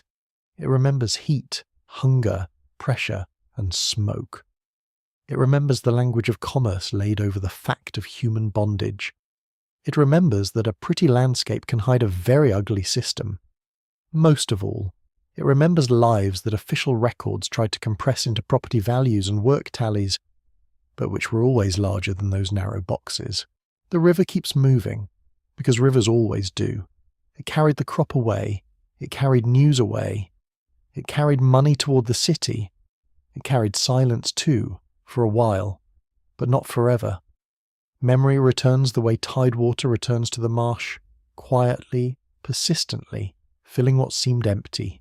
And once you have heard the story clearly, the sweetness of old plantation legend loses its grip. Now the night softens around you.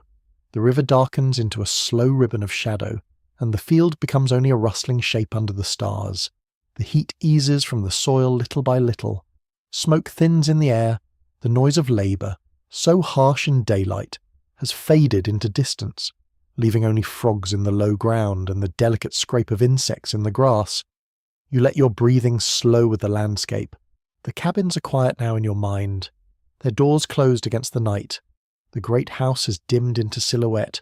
The chimneys no longer command the sky. All that remains is the hush of evening settling over cane and water, over earth that has seen too much and still lies still beneath the moon. You do not need to force any final lesson. The truth is already there, resting in the dark with the scent of mud, ash, and far-off sweetness. So you stand for one last moment beside the Louisiana riverbank and let the night take the edges off everything. The fields no longer ask for labour. The kettles no longer roar. The ledgers no longer speak. Only the breeze moves, slow and gentle, through the cane. Only the water keeps its patient course, and as the stars brighten over the quiet land, you carry away not the planter's legend, but the human truth beneath it, held softly now, like a lantern growing dimmer, calmer, and finally still.